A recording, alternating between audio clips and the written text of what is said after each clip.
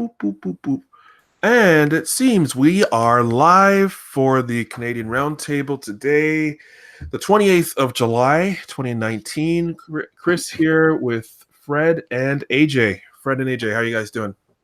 Not bad, man. I sent a few people over on that stream. I titled it "Important Message!"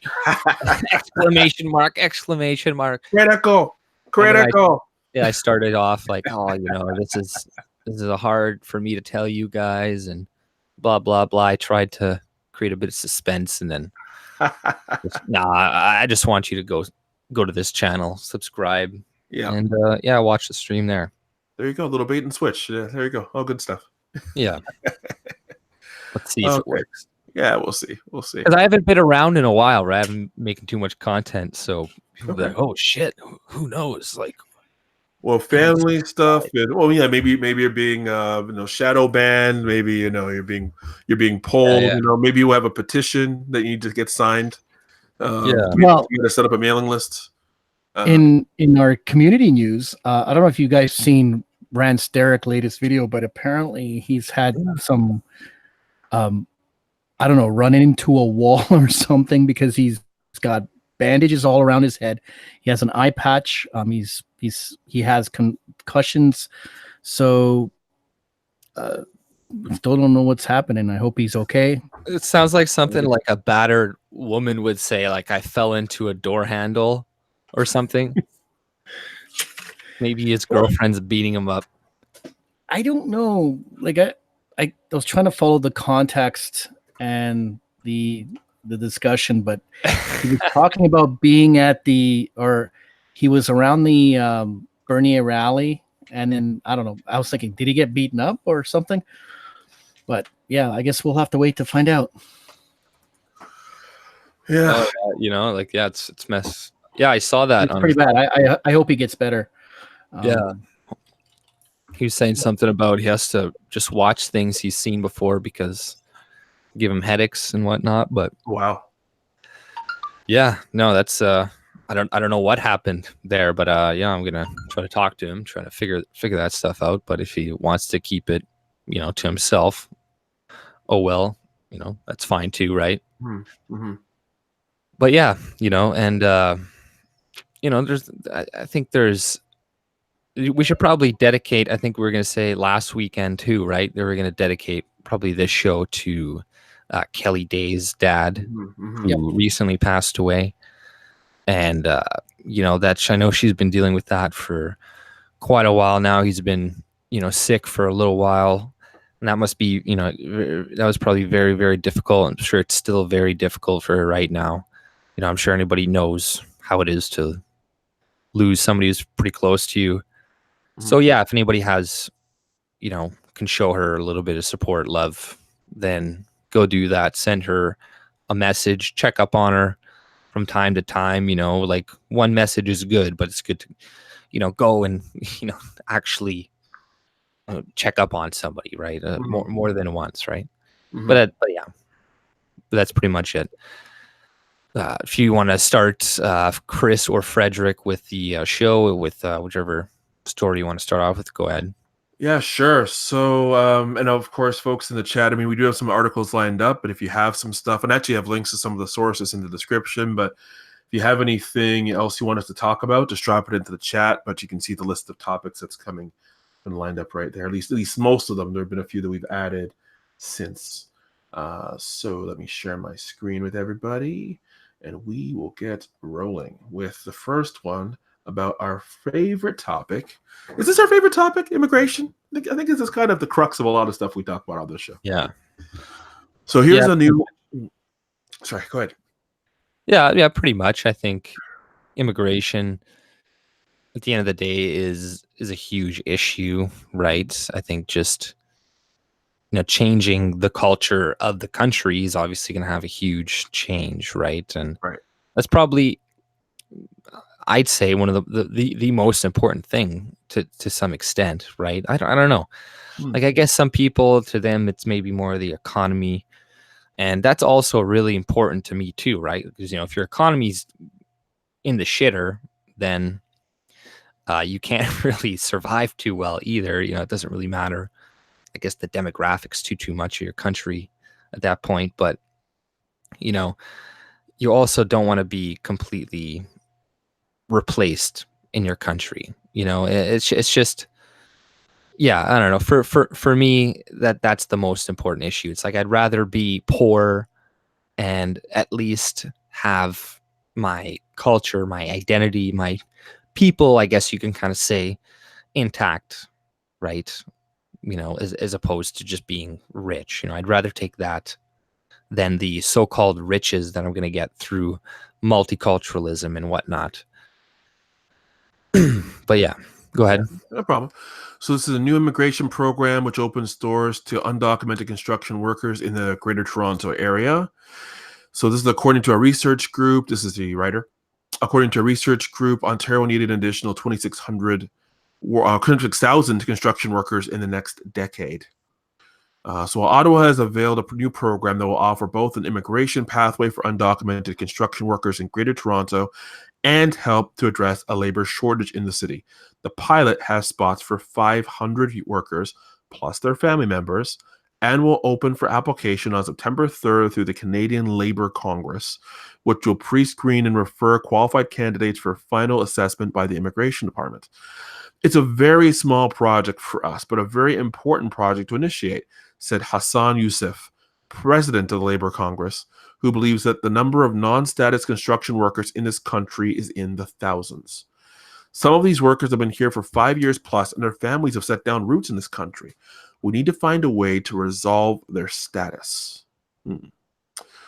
How did they get here? Anyways, according to the latest forecast by Build Force Canada, a national industry-led workforce management research group, Ontario needs an additional 26,100 construction workers in the next 10 years, as 91,000 people currently working in the sector will reach retirement age. Toronto is very busy right now with all the condo, infrastructure, and transit projects.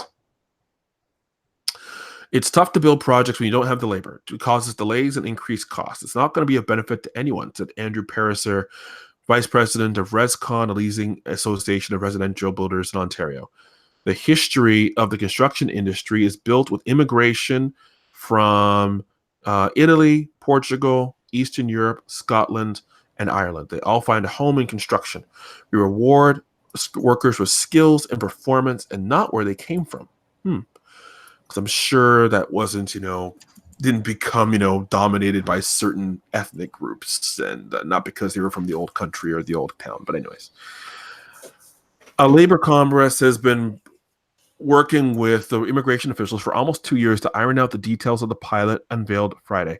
Only undocumented construction workers who live in Toronto, Durham, Halton, Peel, and York regions qualify. To be eligible, an applicant must have entered legally initially as a temporary resident and lived in Canada for at least 5 years. Fred and AJ or somebody in the chat, can you Google how long a temporary resident is allowed to stay in Canada when they initially come in here? Just curious.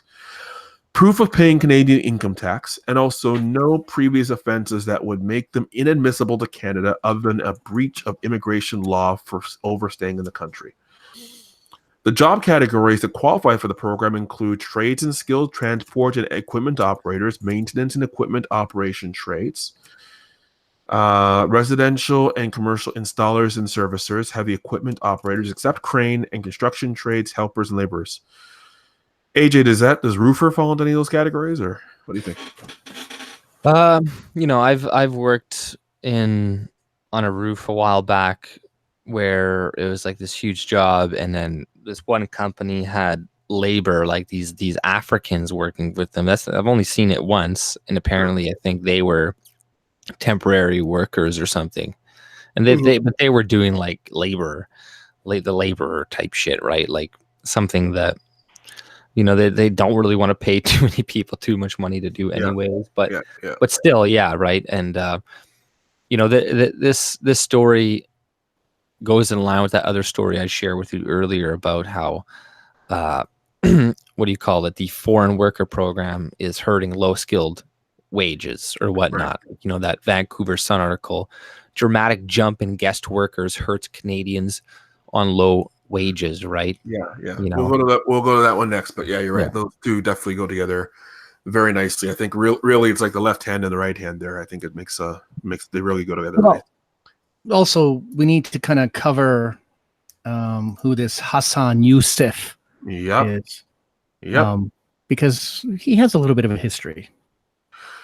We can go into that, but I think more. I think it would probably be even more accurate to go into what the Canadian Labour Congress is about and what their interests are, and that covers this in terms of Canadian Labour Congress is aligned to liberal ideology, and they work with the CAW, one of the largest unions in North America. Exactly. So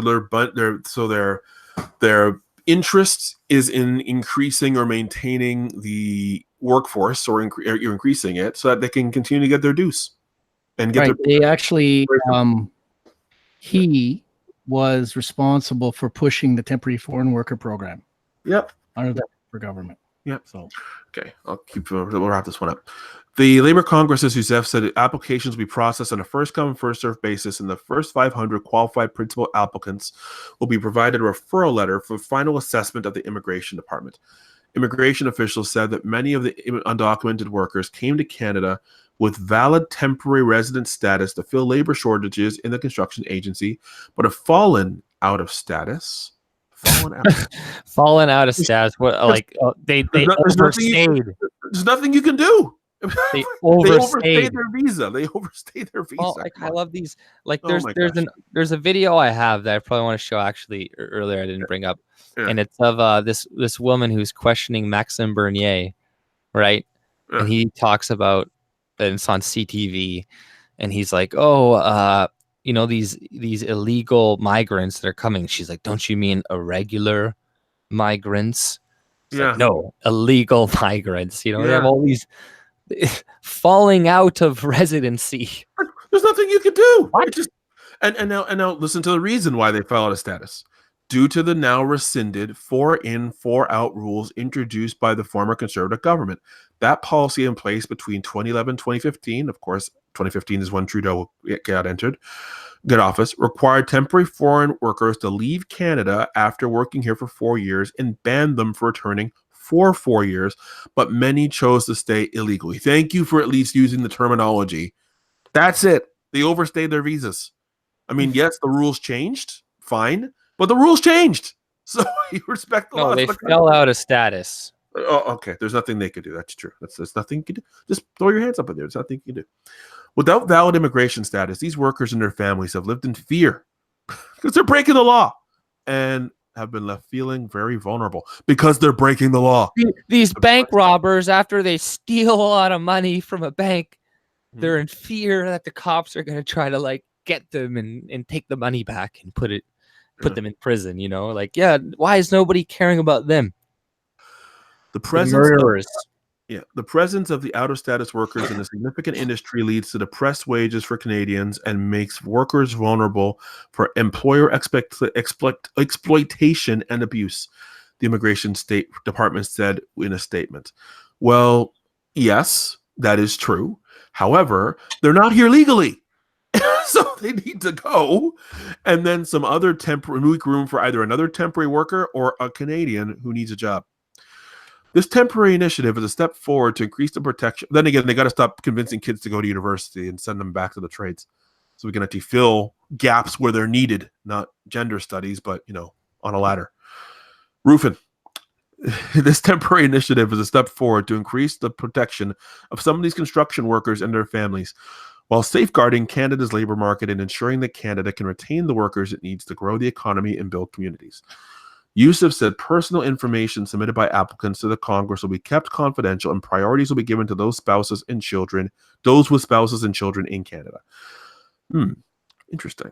Application to the Labour Congress pre-screening and referral is free, but qualified applicants must still pay for all applicable permanent residence processing fees. Okay, that part at least is fair. They need to pay their own way. So, what do y'all think? I've been keeping an eye on the chat, so I'm going to scan through to see some of the comments while I was reading there. But Fred, I know AJ piped up. Fred, what do you think of this situation? Well,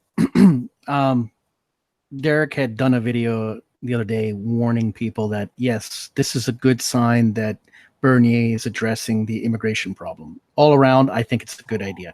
But as before I mentioned, and he mentioned on that as well, we are not counting, or no one really likes to admit it, outside of the legal number of people that are coming in through the foreign investor program. That's like about 30,000 Indians and 30,000 Chinese.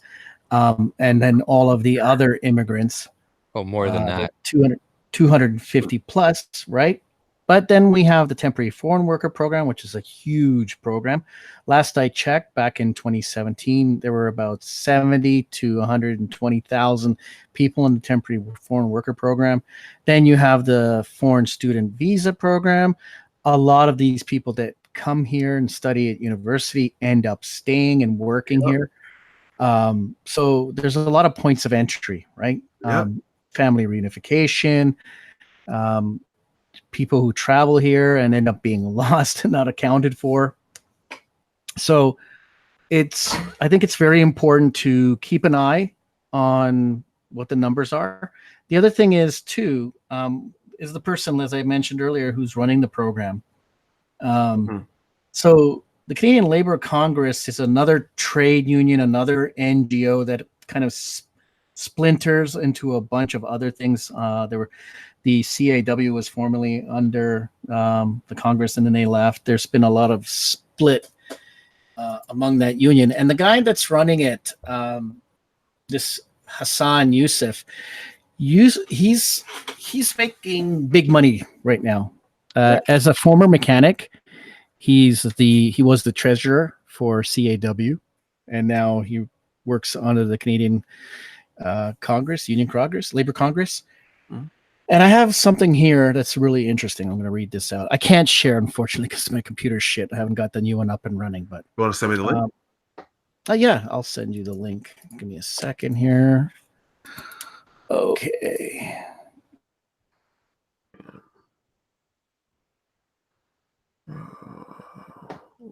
How did you send it to me? Fred? AJ? Yo, what's up? I think we lost Fred. Yeah. So. Fred. So I know Fred Fred is probably rebooting again. Let me just give you guys a quick update on his thing. So he's working hard. He actually has all the parts for his new computer, so he's actually building it. He didn't have it done in time for today. There's the article. Okay, he just sent it to me. I don't know if you can still hear me though. Fred, are you still there? No. Okay. Because I cannot hear you, Fred. I don't know if you can hear us. I'm just going to push your article. Nobody can hear. Article up. Yeah. I'll put your article up in a second, big guy, and you can maybe we can come back to it when you're back online. Yeah. We'll can always do that. Yeah. Okay. One sec, I can. We can move over to actually that article that you mentioned here, AJ. This dramatic jump in guest workers. Yeah, like I don't want to read the whole thing. I got a couple lines highlighted and whatnot, but the gist of the story: Douglas Todd, dramatic jump in guest workers hurts Canadians on low wages. So, this is what I've been saying. A lot of people have been saying, and everybody with common sense is that, hey, if you're increasing the supply of workers, you increase the supply, you're going to lower the value of those workers. They're going to have less bargaining power with their employer. Hello. Hi, Fred. We can hear you again. So voice meter has to go out. Sorry, voice meter. Okay, AJ was just going through an article. We'll come back to yours in a second, Fred. Go ahead. Hello? Yo, can you hear us? Can you hear us, Fred? Okay, I think he went out again. But all right. Hello? Okay. Hey, Frederick, what's up? I just muted him. I'm going to ping him on the side to get him to reboot or something. Okay. Go ahead, AJ. So, can you guys hear me? Yeah, we can hear you. Okay. Okay, now we can hear you. Good. All right. Oh, well, Fred, AJ was just recapping an article, so go ahead. No problem. You guys continue. Yeah, it just had in line to do with the whole immigration thing we're talking about and low wages, and how under Trudeau, he's made a massive a dramatic increase in low-skilled wages. And they even mentioned Tim Hortons in this in India. And it's like anybody who, goes into Tim Hortons, you're like, oh, okay, so all these are like temporary workers. Under Trudeau, it's expanded 30% since 2015, about 320,000 now being approved annually. And, people who just stay here for 5 years are eligible for applying for citizenship. So all these people will probably become citizens eventually, or will try to become citizens eventually. One jump has come through the doubling of international students. In 2015, about 200,000 foreign students were arriving each year. By last year, the number arriving annually on study visas had ballooned to more than 400,000. So that's a huge, huge jump. That's a lot of infrastructure to hold these people. Most foreign students are allowed to work 20 hours a week, plus full-time during their summer or other breaks. And I remember reading a story about this a while ago where they're complaining about how they're only allowed to work 20 hours a week and how they actually want to work more hours a week. And remember we were talking about this story, and then the one lady, her result to fix this was to give these people permanent residency or something like that. It's like, oh, the only way that they can work 40 hours, support themselves, and still go to school is if we give them permanent residency, right? So, just another article, 250,000 international mobility workers who arrived in Canada last year were from India. So 250,000 from India, followed by those from the US, China, France, and South Korea. Toronto took in about 70,000 international mobility workers in 2018. That's a lot of people. 70,000 people in 2018. Toronto, a city, while Vancouver absorbed 30,000.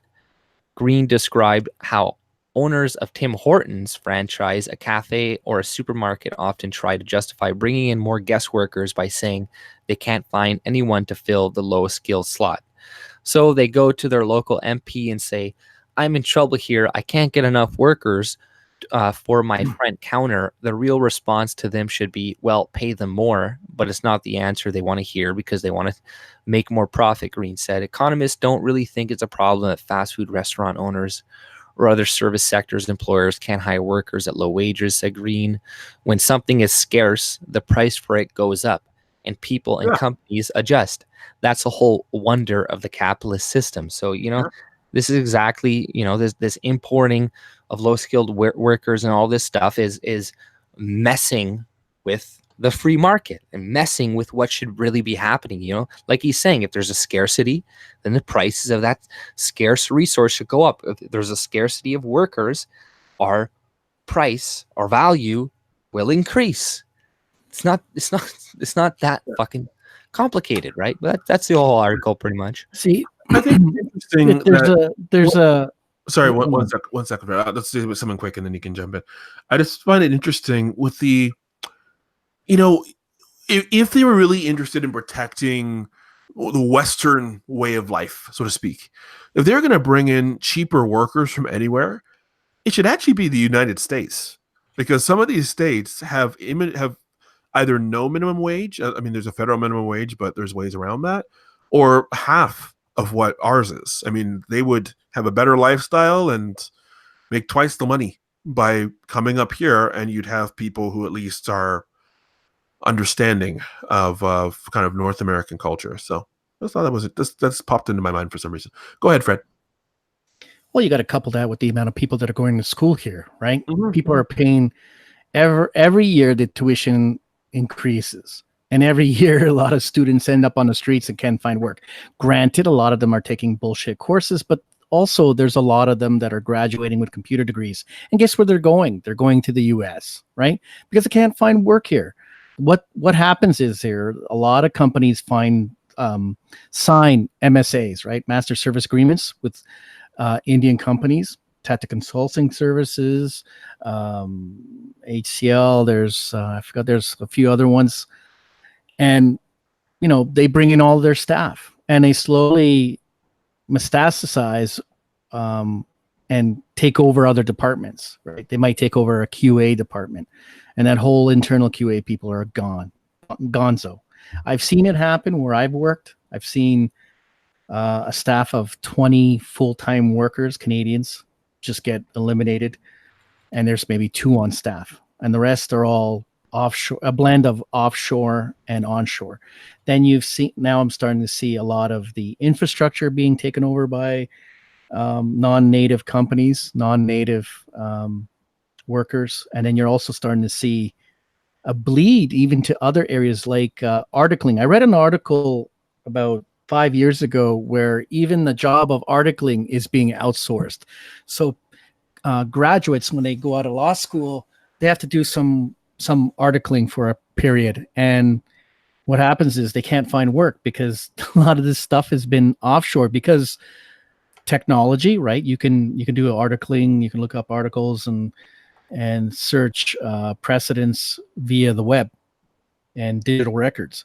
So like you get a coupling, kind of a coupling effect, a domino effect. So you're bringing all these people in, and meanwhile, every year you keep graduating computer engineers, programmers, architects, and whatnot. And what do, right? And so on the lower end of things, Mike Rowe, if you remember that guy, he had a tour across America and did several speeches in Congress saying that people should be also taught to do trades, welding, framing, whatever it is, and this is the American pastime. The middle class was built on trades, and how do you do that when you go into trades and you find out that you're being pushed out by lower wage workers? Now, the other day, I like to always bring up my own examples, and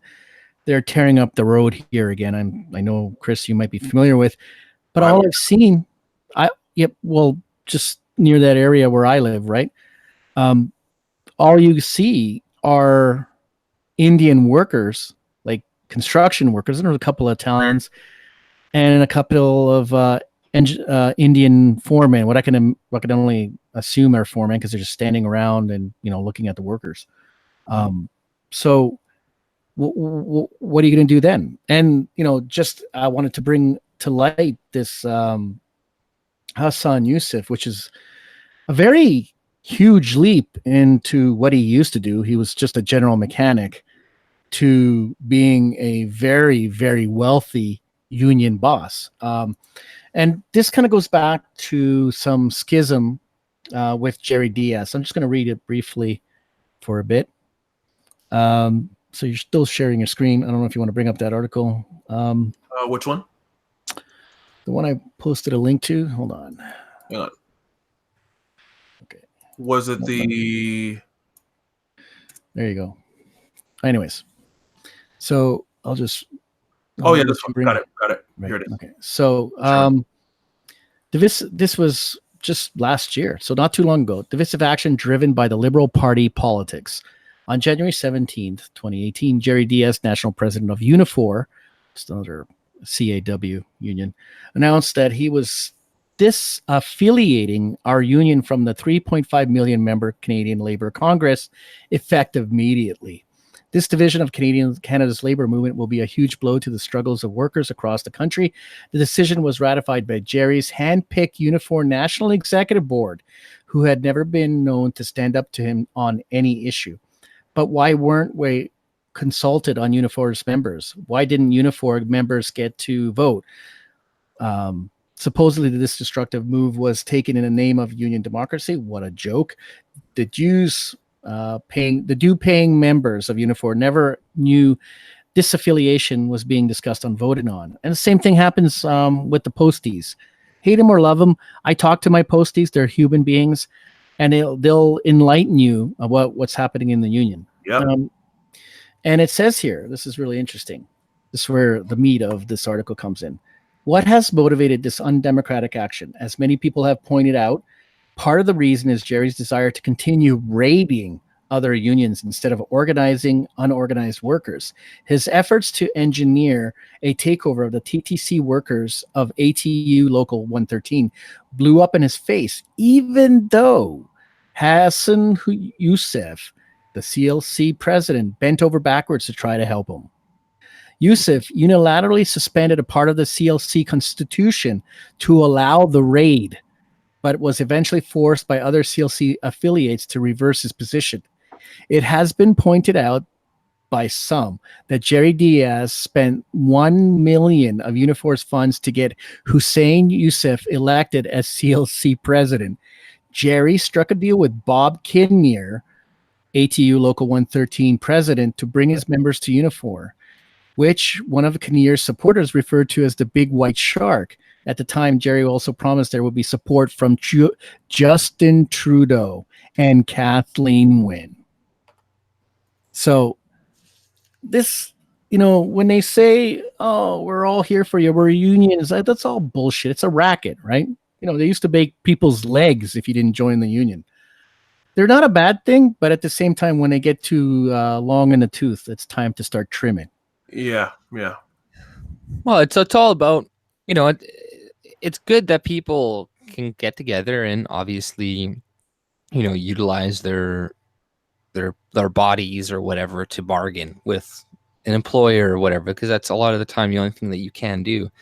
It's only a problem, honestly, is when you have the state, when you have the government that is the size that it is right now, because it's always that big lump of shit that flies are drawn to. They're always going to be drawn to, and you're always going to have unions that are going to go to them and be like, oh, well, make it so you have to pay into the union when you join, and it's like you can't get out, and all this. They make all these regulations and shit, and then they take your money and donate it to politicians and give it to all these other people. And then you're like forced to pay them as well, and you're like, okay, this is bullshit. If this wasn't the case, if it was voluntary in most respects, I wouldn't give a shit. If you want to give all your union donations to Unifor and to promote Trudeau, go ahead. But as long as you don't use the state against me, right? But they always do, right? And that's the thing, right? But that's always going to happen because they're trying to collectively bargain with the government, and when you do that, you're dealing with them, and you're gonna, I'll scratch your back and you scratch my back, and I'll give these people some crumbs, but to keep them off my back. But realistically, they're not really doing that much for the actual individual workers a lot of the times anyways. Well, today unions remind me of a pyramid scheme. Yeah, essentially. So, but that could also extend to a lot of benefit programs in general. Is the money going to be there when you need it? Or is just the people who come at the beginning are the ones who are going to get the money and get rich? Well, yeah, they're all unfunded liabilities. Pensions is an $800 to $900 million unfunded liability. They only have 20% of the actual funds for the people in the bank at one time. It is a pyramid scheme to a large extent. A lot of these things are. And yeah, if everybody starts asking for their money at once or needs it all of a sudden, they're not going to have it. They're not going to have it for people. So, yep. Okay, so let's move on to, I think there's another one, AJ, that you had here. Let me share my screen again. And you can talk a little bit about this one. Video of the man taunting his mom, daughter with slurs prompts more worries about racial tensions in Quebec. So, AJ, tell us more about it.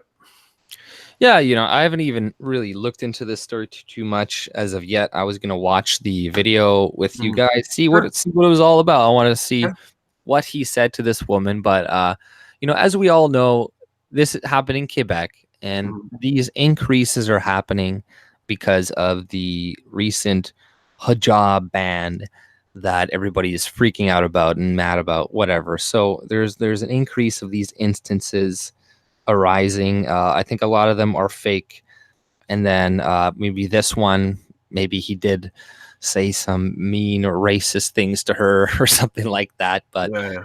you know, it's the same thing going on in the States right now with you know, that one black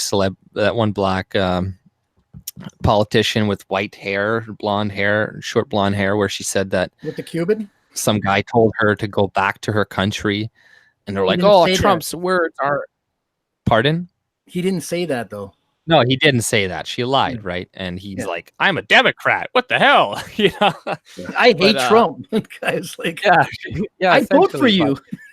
but it's all this, you know, it's for the Insanity. normie idiots that think that, oh, well, his rhetoric is causing this type of, and this law in Quebec is causing this type of rhetoric or violence and attitude in people because everybody's just sheeps completely. And you know, whatever. But if you want to play it, Yep. go ahead. Yep. Hang on. Let's hear it. Well, is it translated? Because I can't understand it. Oh, I'm sure CBC has some taxpayer-funded subtitles. If All not, right. if not, yeah, I could also Yeah, share. I can use my Scarborough Board of Education. That's right, Stan. She did say she. So that lady, that sitting Democrat, said, "I don't necessarily remember. I could have told him to go back where he comes from." So, Okay, here we go. Oh, stuck. Now it's loading.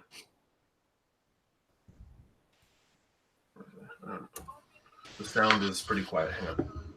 Here, I could play it on my end too because I got pretty good sound. So Let Chris try. I think Chris can do it. There we go.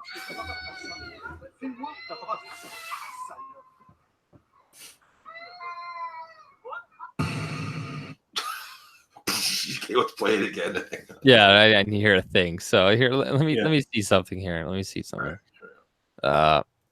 One sec. Here, I can share it pretty easily too. One sec. Go ahead. All right. So Corvo, I guess he's from Arizona at AZ. So Fred, At Canada State News. Sorry, go ahead. Je vais appeler mon mari tout de suite.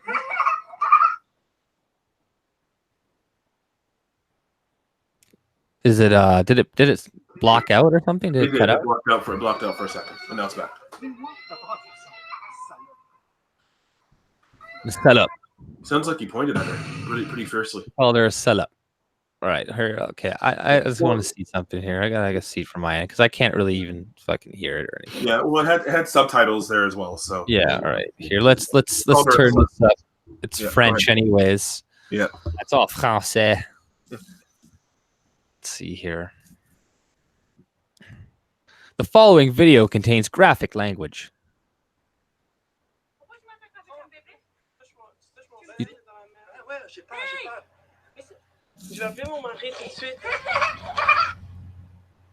Oh yeah, it cuts out.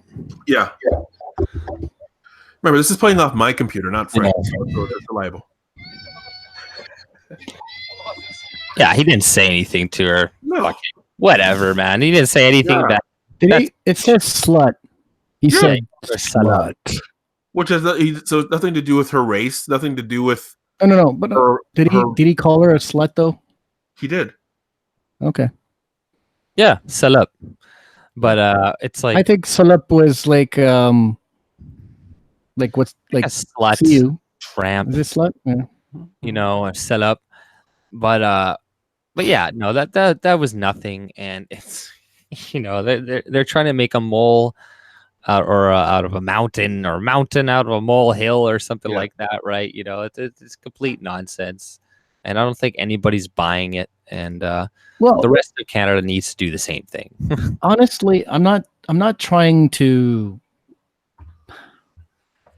go on the on the side of the people taking the video, but I really still don't have any context. I don't know what happened. All I see is there's a altercation, which I get into many, right? And I see one point of view. It's racist. That's racist to ask, though. You're not supposed to ask what happened in videos. And what happened. I know, but I don't know why people can make a big deal out of this or no deal at all. Like, give me some context. Otherwise, it's a nothing burger. Why are we even talking about this? And it says this following story contains graphic language. What I've heard more graphic language on CBC documentaries than on this video.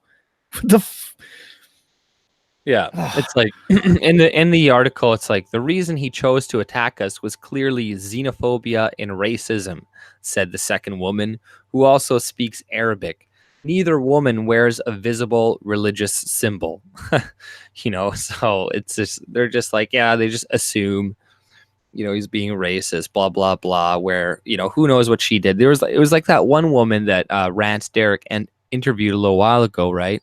Who at Canadian Wonderland was attacked by all those I think Somali Muslim women, right? And they're like, oh, she was being racist to us, and and and it's true, like what I said before about asking what happened in the video before. Like I've read articles talking about how that is racist to ask how. I think it was by what's that fake black person. I think he may have wrote that. Sean King. Oh, Sean King. Yeah. Racist to ask what happened in video. I gotta find that video. I gotta find that because it was just honestly, I don't know what to say. Like, if someone down the street came to me and asked me, "What do you think about that video?" and if they present it to me, and I'm like, I don't know. What do you want me to make out of it? I don't know. It's just a guy he's pissed off. He's whatever. No, condemn it. Who gives a shit? I've seen people kiss each other. Her race and gender, her race and religion have nothing to do with this situation. Like, based on if somebody showed me this article, I wouldn't say, I would just say they've had a beef about something, but he calls her a slut. He probably wouldn't call a guy a slut. But that's it. I mean, even then, there's nothing to do with her face. Look, I've gotten into a conflict with this bitch at the YMCA, and I'm doing my weights, and the weights are heavy. Like, I'm pressing about 225. I'm doing a lot of reps. I dropped it. I'm like, ugh, and she complained that I was being noisy, but the gym was like huge. It's like, lady, it's a fucking gym. And she came by. She was like, wait. I go, fuck off. So. Oh, are we going to start policing that kind of discourse? Are people that fucking paper sensitive? What's the saying, right? Yeah. I'm at a loss for words for this shit. Like, honestly, there's just like, fuck off. Yeah, no, I hear you. All right. On to the next, I guess. All right. Let's see what the next article is in our little stream here. Next. This one is for me. Andrew Coyne, another commentary article. Evidence grows that the Harper gang had nothing on this liberal bunch. So what this is talking about is just some of the cynicism and corruption and calculations that the liberals are doing, are putting everything to shame in terms of any controversies they felt that Harper got himself into. So they're talking about how the liberals have somehow put the SNC-Lavalin scandal behind them, which is basically true. You don't hear about it anymore. The polls have rebounded, true. Media moved on, true. Well, they didn't really want to castrate the liberals to begin with. While the country has worse problems to deal with than a mere hair-raising multi-million-dollar corruption charge, even Jerry Butts is back. And a quote-unquote part-time temporary what our friends are for. He was never away. Exactly. He was never away. You know what it was? If you guys seen House of Cards, it was like Frank's his chief of staff. I can't remember the name of the character's name, but the guy who, even when he didn't work for Frank, was still doing stuff for Frank. Like, he was still the guy. He's still his fixer, still his Michael Cohen, so to speak. Right? He's still the guy. And then the liberals have concluded the passage of time, and it actually speaks quite a bit to Jerry Butts about how important he is to the liberal government and their election campaign. And plus he knows where all the bodies are buried. To say that, okay, well, we can't move forward without this guy. Yeah, we can't move forward without this guy. There's a UN agenda. He's part of the UN aristocracy. So yeah, why not have the guy back? Because Trudeau couldn't govern himself out of a paper bag. Yep. We know who the brains are. It's Gerald Butts. Yeah. And he was also the brains of the Ontario Liberals as well for their leadership as well. So Liberals, skippity skip. So they're saying the same as recent events have shown, the same ingredients that combined to produce the SNC-Lavalin scandal: hubris, a maniacal desire to run everything from the center, which is something that they complained a lot about with Harper as well. That there was a big change when he came into office, and that was even more centralization. But Trudeau has gone, as he's talked about transparency, he's gone even further with it to really centralize things. Anyways, and an unwillingness and all this overweeningness and control freakery to be bound by basic legal and procedural norms remain very much in place in the Prime Minister's office.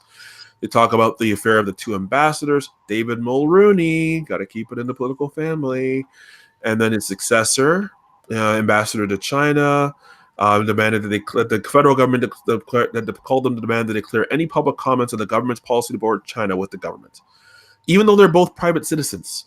Now the federal government's demanding that they still can't speak freely about it.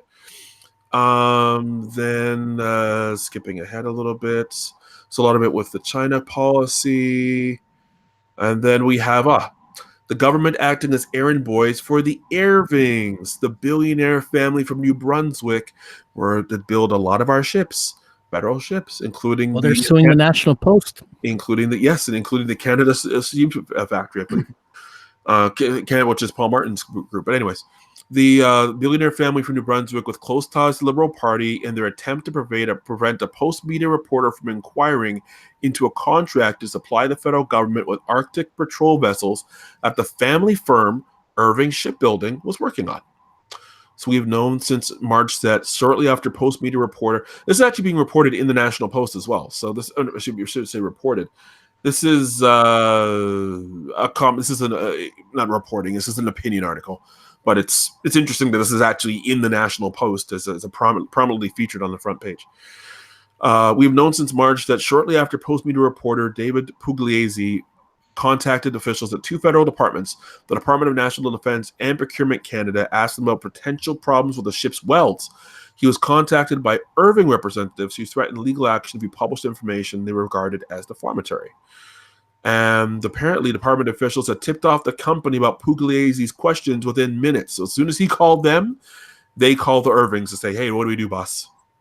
Clearly in violation of federal privacy rules and the common sense notions about freedom of the press and the separations. Well, ship and state, I don't know if that's a real thing, but I get it. Yeah, clearly working hand in hand with these fucking corporations. Yep. Selling out journalists. Yep. So the link to the article is in the description if you guys want to read it later. But this part at the end I thought was fairly interesting. This is, after all, the government that came to power vowing no more omnibus bills, which they lied about immediately when they came into office. Less resort to time allocation to cut off parliamentary debate. Definitely Trudeau promised freer debate. Free votes for members of caucus and various other reforms meant to signal a break with the practices of the Harper governance. Then did the precise opposite once in power. But muzzling former ambassadors, colluding with private companies to shut down press inquiries, to say nothing of attempting to interfere with the independence of the Attorney General and of the prosecutors in the department, the Harper gang had nothing on this bunch. And I mean, Andrew Coyne, the writer, was not like a massive Stephen Harper. I'd say he's a red Tory at best, but yeah. I gotta say, I mean, even though I'm not a fan of Trudeau, I mean, that's always one of the reasons I'm not a fan of Trudeau isn't because of, his image, but because of the party and what I see them doing compared to what they promised to do. And I just think they're just filthy. They're just much filthier than you would have thought any conservative government would have been. And I can only hope and pray that whether it's Max or Scheer or whomever, I don't mind going to bother with Jagdeep, but Max or Scheer, they please produce some of the transparency that Trudeau promised. And Scheer's a duplicate. You're not going to see that in Scheer at all. I know, and I don't know enough about Max to really confirm, because I haven't heard him talk about that part. Maybe he'll reveal something later in his policies, and we'll see. Anyways, what do you guys think about that? You can't be you can't be serious and say transparency in the same phrase when talking about politicians. You will never get transparency. Like how much like when people hear transparency, I wonder what goes in their mind, because governments don't want to be transparent, right? There's a lot of negotiations that are happening behind closed doors, and negotiations with countries that they don't want things leaked out. So I get it from that point of view. But what kind of transparency are you looking for? I don't give a fuck about transparency. Just stop raiding my wallet. Stop bringing in people into the country, and just leave people alone. I'm okay with that. You don't have to be transparent. The whole thing with transparency for me, and not that I'm thinking, not that I'm naive, I'd have to think that it would happen in a way, but I just don't want them to go even deeper into the shadows, because if they have potentially light on what they're doing, on shenanigans they're doing, then the theory is they wouldn't do the shenanigans. Because well, if you want that to happen, then you need to eliminate all NGOs, because that's where the shit happens. That's NGOs where the and lobbying and corporate donations to campaign, right? The whole thing. Absolutely, I'm with you. Sure.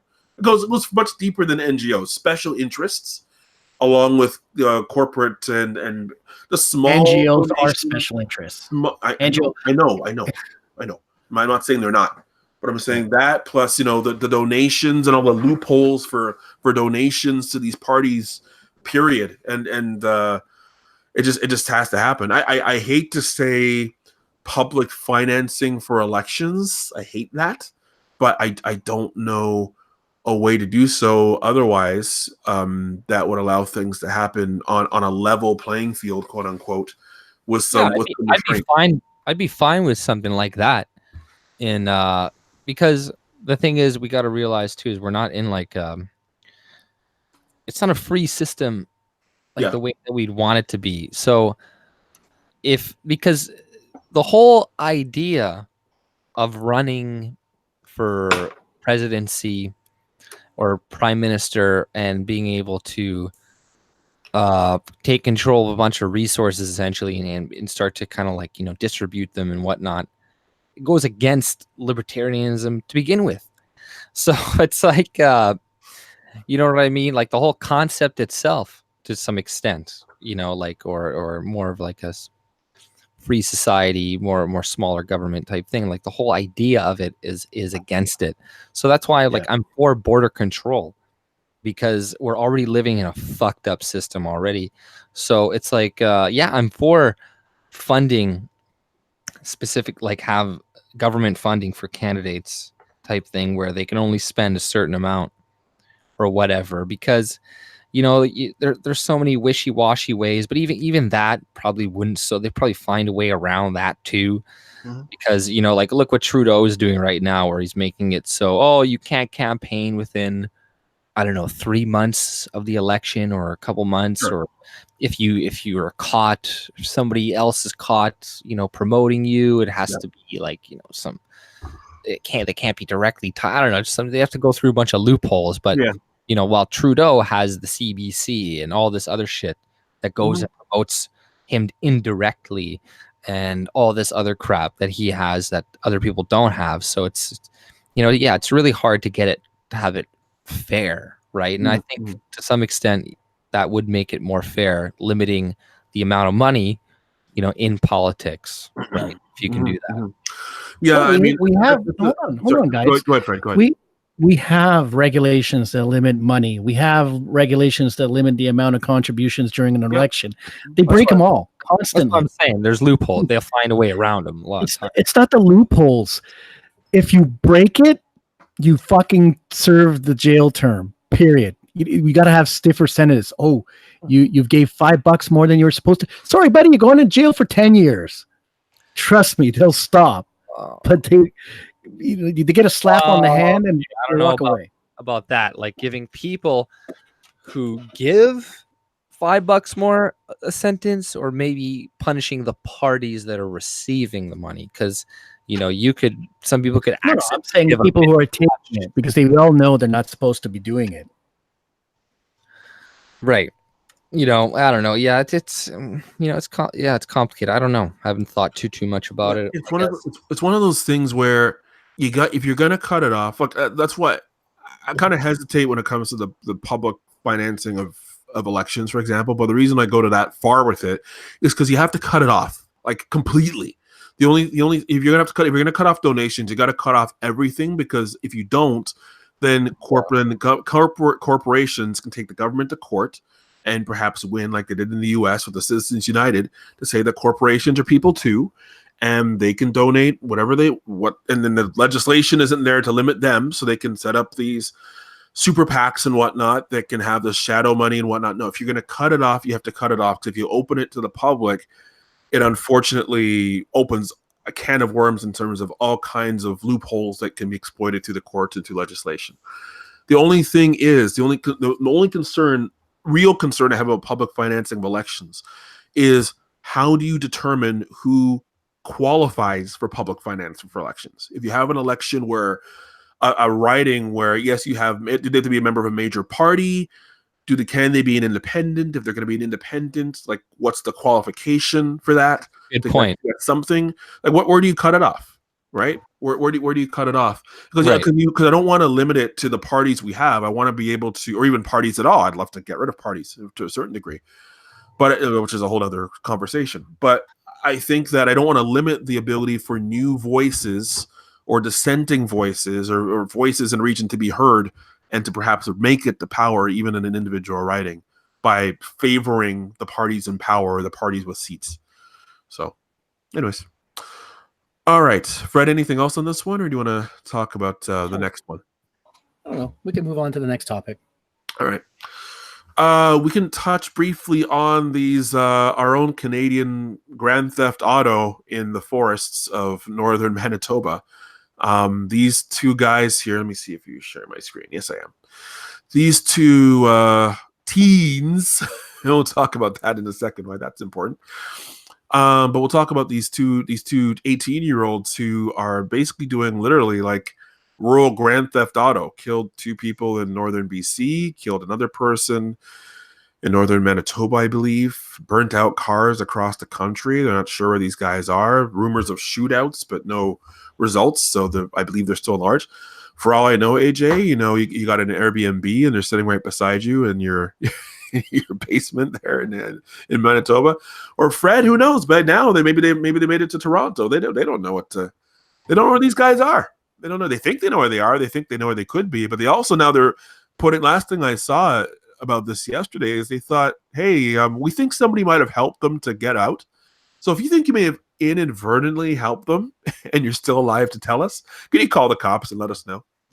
So these poor guys are on the route. And I see something, Corvo AZ, if they weren't white, would this story still be covered? I think if they weren't white, I think it still would be, because of how long this has gone on and the extremity of what's happened, with kind of how spectacular what they've done is, and how long, based on the length of this going on, I think that they'd still be covering this. How are the police supposed to find these people if they don't even know who's coming and going inside the country? Yeah, I know. And even outside of that, Fred, I mean, and granted, I've never been to northern Manitoba or northern BC, but that is not exactly developed territory. I mean, and these guys apparently used to watch Survivor Man or something. So I don't know. In fact, I saw an interview about them with Survivor Man, Les Stroud, who's there saying, hey, you've been to northern BC or northern Manitoba. He says, well, if they know the land, they know the land, and they have a guide, they can make it. So, I was not joking. There is the video of Flesh Out. I won't play it here, but you guys can look that up. Survivor Man got contacted about this. Yes, point fire. You can run, but you can't hide. I love that show. Yeah. Anyways, I think apparently they have them potentially surrounded right now. I remember seeing that a while ago. Okay. An hour or so ago. So maybe they've apprehended them. Hopefully, because these people are scum. If they're just killing at random, they need to be captured. And I think at this level of what they're doing, it doesn't matter what race they were at this point in time. But speaking of race, there was one fucking woman. I don't know if you want to share the tweet. Yep. Here you go. Who brought up who brought up a race aspect of it as well, right? And this is from Pia. I don't know if you want to click on her tweet to like enlarge it a little bit. I just did. It's gonna. Okay. Yeah, there you go. I'll click on your thing. So she said, curious why many media outlets keep calling the suspects teens, which they are, but they're 18 and 19. So are and are charged as adults. Why don't they call them men? So she's bringing up this whole like trope type thing that they're bringing up, in the States, and they do a lot whenever it's a white suspect. They're like, oh, they're calling them boys or something. Oh, these boys, they're like 30 years old or something. But these people are actually teenagers. And if you see like the first response below this woman, she's like, they are white. So, if you highlight over her, Chris, you'll see that this woman is a member of CBC. And like, she's a what do you call it? If you highlight over, she's a host of CBC Open on CBC Radio. That's not me. Oh, Fred. Okay, go ahead. Hey, Fred's playing some. I had to play it. This picture and this picture do not look like the same picture. All right, I'm gonna stop.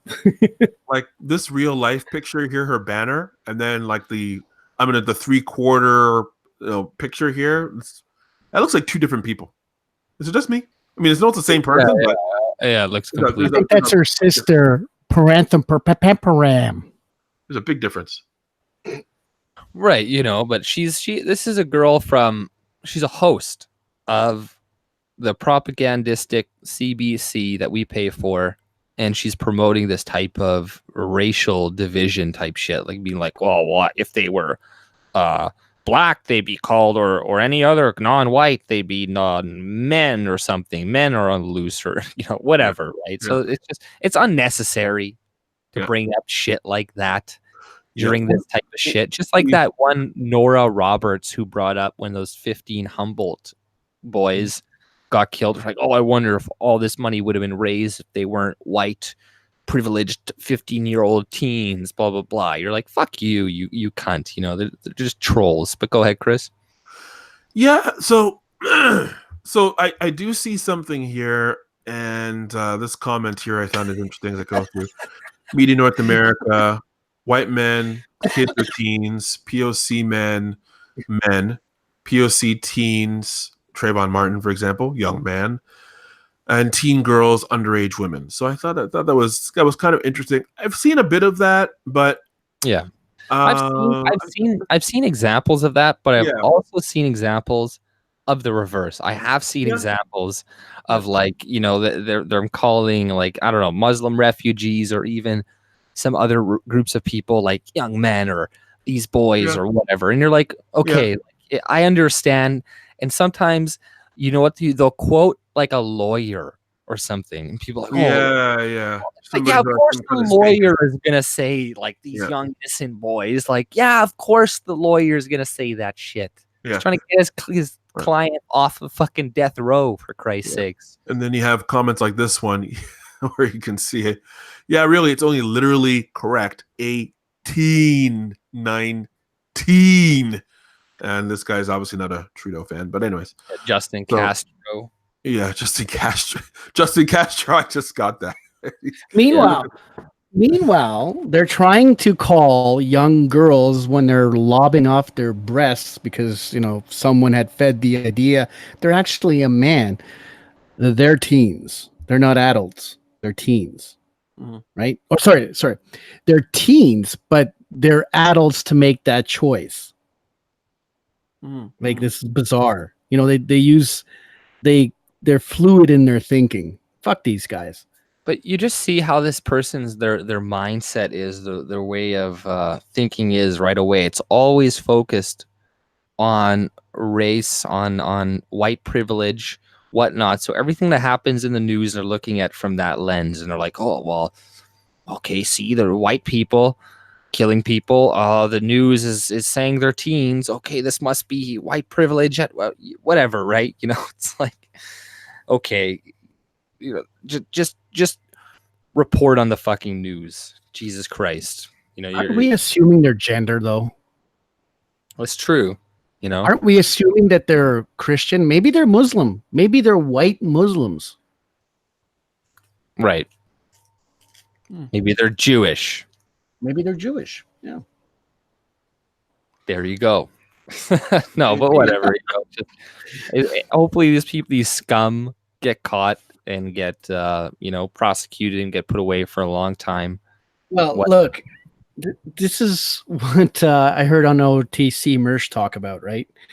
And there's so many groups like people of color and Muslims that will come out and defend like a psychopath and stuff. And he said that white people usually, just go shoot that fucker in the head. Whatever. Get rid of him. Hang him. He did a crime. What did he do? He stole $5. Fuck him. Put him in jail for 10 years.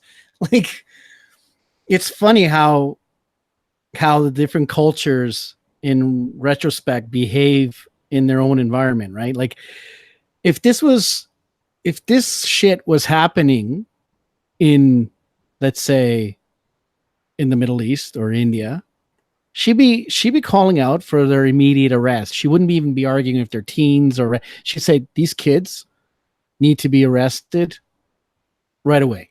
But here she's just arguing for promoting racism. That's what she's doing. She's promoting racism. Mm-hmm. Yeah. Yeah, it's not like these people are killing people of color either, right? It's not like they're killing black or Asians or whatever.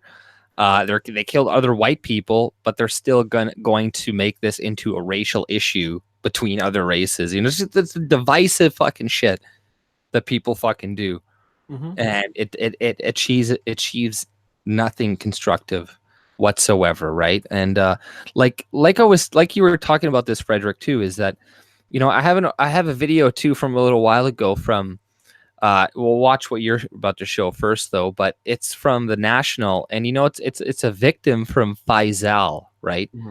And she's talking about how she has empathy for him and feels sorry for him, and she's like in a wheelchair now, right? She's like, oh, you know, we need to be sympathetic, and he had a tough life, and blah blah blah. But when you see the same thing, look at the same reaction, I bet you, if this woman had to the guy who ran into that girl at Charlottesville or something. Would they be the same? Oh, we need to he's just confused guy and he didn't know any better. They'd be like, no, he's a Nazi. He should get 100 years in prison. And I'm like, but then they're like, oh, a terrorist. And I'm not saying they should be lenient on that guy either, but I'm just saying that it's funny how they have all this sympathy for terrorists and whatnot, but when it's like a certain other type of terrorist, they're like, oh, they need to fucking be in jail for life and or bring back the death penalty, etc. for this type of behavior, blah blah blah. But whatever, right? But go ahead if you're going to show that our video. Yeah. Do you want me to move on to that video now? This guy? I think this sure. Who sent me this one? Was it you or was it Fred? Oh, that was me. And this is just, I don't know if you guys have heard about, that. I'm sure you've all heard about that guy who attacked the ICE facility a little while ago, that Antifa terrorist. And there's countless people who have praised this guy.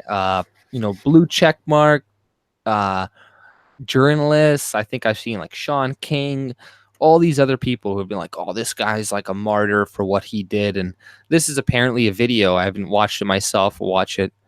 Maybe a little bit of it. All right, here we go. Let me back up a little bit. Here we go. I want to take a moment to give a tribute to Willem Von Spronson, also known as Emma Derudy, because I'm just going to say it. I think they're a hero. I don't care what you fucking say. I think they're a hero. And if you disagree with me, then you're fucking wrong. And you're on the wrong side of morality. I think if you disagree with me, I'm sorry to say, you have no idea what the difference between right and wrong are. I mean, there are many instances in history where people have taken radical positions, and I've agreed with them. But this is the one time in my lifetime when I have seen someone taking a radical stance where they put their lives on the line and they fought for something selfless, and they died for it. They died for something they believed in. It's something that I noticed that we on the left should resonate with, not just resonate with, but also. Is he on meth? Sorry. You have to understand, he's just one individual, right? His death cannot go in vain. We need multiple individuals. We need to have multiple of these. Listen to this guy. To happen. Like, pause for a second. Like that's crazy. Like, is that this cannot be an isolated. Here you go. Imagine if this was happening. Grifky! Right. Grifky! You know, like just picture this happening from like a right wing person, or after an event, like a right winger did this, and there's all these videos out on YouTube about what this guy did was great. There'd be like tons of, articles about it. Vice would be making a bunch of hit pieces, and HuffPo and Vox would be talking about it, and like the right wing hate network on YouTube. But this guy's got like support indigenous groups or something on his t-shirt, talking about how it looks like Princess Leia's on his t-shirt too, though, right? Look at the people drawn to this type of movement too. They like to talk about the right and the incels and whatnot, but like look at this guy. Like an incel. He looks like he hasn't touched poontang pie in 2 years. So on the right wing they're incels, on the left wing they're allies. There's a difference. Right. There's no difference is what I want to say. Actually, sorry, that's not true. The incels, they actually are pretty much aligned. With the allies, though, they're a little bit more dangerous because they claim to be. Because with the incels, they say they want nothing to do with women. The allies claim that they're allied with women or with minority groups, and then they end up doing dangerous things once they're in that circle of trust. They end up being pedos, right? Yeah. And see, you know what? The Antifa is still going to quote, "See, Antifa hasn't killed anyone." It's like, well, you guys try. You're just terrible at doing it. You just can't. You can't shoot properly. You miss. You can't aim properly. So this guy, he went and tried to kill them. Remember? And actually, just one correction. What I mentioned, Sidewalk 5828 made a good comment there but incels always end up being devious and killing everyone, and that's true. I mean. The allies are dangerous in other ways, but the incels actually get the job done. Guys, you want to see the biggest collection of incels? Go to a Transformer convention in July in Toronto. You'll see the largest group of fucktwats who take their hobby way too seriously. But But there was a guy 3 years ago on YouTube. I don't know if you guys remember this story, but I follow the YouTubes, and he was a big feminist proponent. He's like, "Don't beat women, don't do shit." And then the guy, he was a YouTuber, ended up shooting his girlfriend. The vegan atheist, something like that. Yeah. Yeah. Or the vegan skeptic, I think he was called, and he had like a mustache. Right. And then we have our own Toronto vegan guy. He's a big feminist as well. I think he lives in Scarborough. And he was taking a gun and having an argument with this, like, I'm going to fucking kill you. I'm going to fucking kill you. And so that was a debate with an Australian, I forgot his name now, but I emailed him. I said, look, I know this guy lives in Scarborough. I can call the police on him. And he's brandishing a gun on YouTube like that. You're not supposed to have handguns. It's illegal in Ontario. But I don't give a shit. The guy was an idiot. But yeah, these people, they're just, they're lost and they're very insecure. They need someone to cling on to. They don't know how to talk to a woman, and so yeah, allies. That's the only way they can get close to a woman. Yeah. By hook or by crook. Yeah. But then you also have allies from a different regard. And AJ, I think that tweet you just sent me a second ago, like you have allies, this person that I guess we'll talk about in a few minutes, who was shot by that Danforth gunman, is an ally of a different regard, where she's like, yeah, we need to take in more people like this guy. And I'm like, Actually, yeah, here, let me just pop that one up there and we can. It's insane. Yeah. This is the world we live in. I mean, I get the concept of forgiveness, of course. I understand that. But in terms of exacerbating the problem by bringing in more of it in, no. This is the thing. This is the thing, right? You get people that are like Canadians or North Americans or whatever that are racist. I don't know. This girl looks mixed with something. I don't know, whatever. But she's like, that it's pathological altruism. Right. And even though this girl got shot and killed or almost killed, and two other girls got killed, and it was racial, they were targeting Western people, right? Because there was that one guy who said that, that shooter came upon him and just ignored him, said like, oh, you're not a problem, or said something I can't exactly remember, but and it seems to me that it probably was something like that. But let's play the video and see just how like deluded some people are, that we're living with in Canada. Okay, watch the eye movement. Pay attention to the eye movement. By the way, just to accentuate her beauty, I wanted to pick the most beautiful freeze frame. Yeah. So there you go, guys. Reptilian. Eat it up, you incels. You degenerate incels. Yeah. Breath key. Faisal clearly had these issues for a long time, and he fell through the cracks. I think our system. Look at the eyes. Watch the eyes. A lot of people in your position might not feel the way you feel, which is the sense of empathy, of sympathy. Like, I've been in really dark places where I felt like I was on the outside, or that I felt like my life wasn't going as I expected. So I could understand someone kind of, if you're alone and you don't have anyone to kind of pull you out of that negative. So can you pause it for a sec? How far you can go down there. We all need. I have some ability, like reading people pretty well, right? Like give me a few hours and in a few days, I can pretty much tell where people's paths are and, just the general outlay, right? This person does not make a lot of direct eye contact with the host.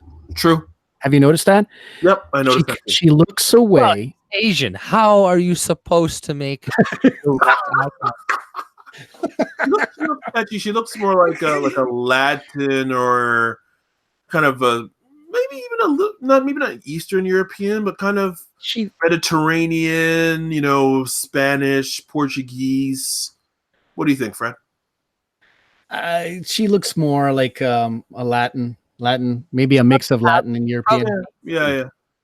But what I'm saying is she's got these nervous tics, right? And she moves her head always to she's looking my left, which is her right.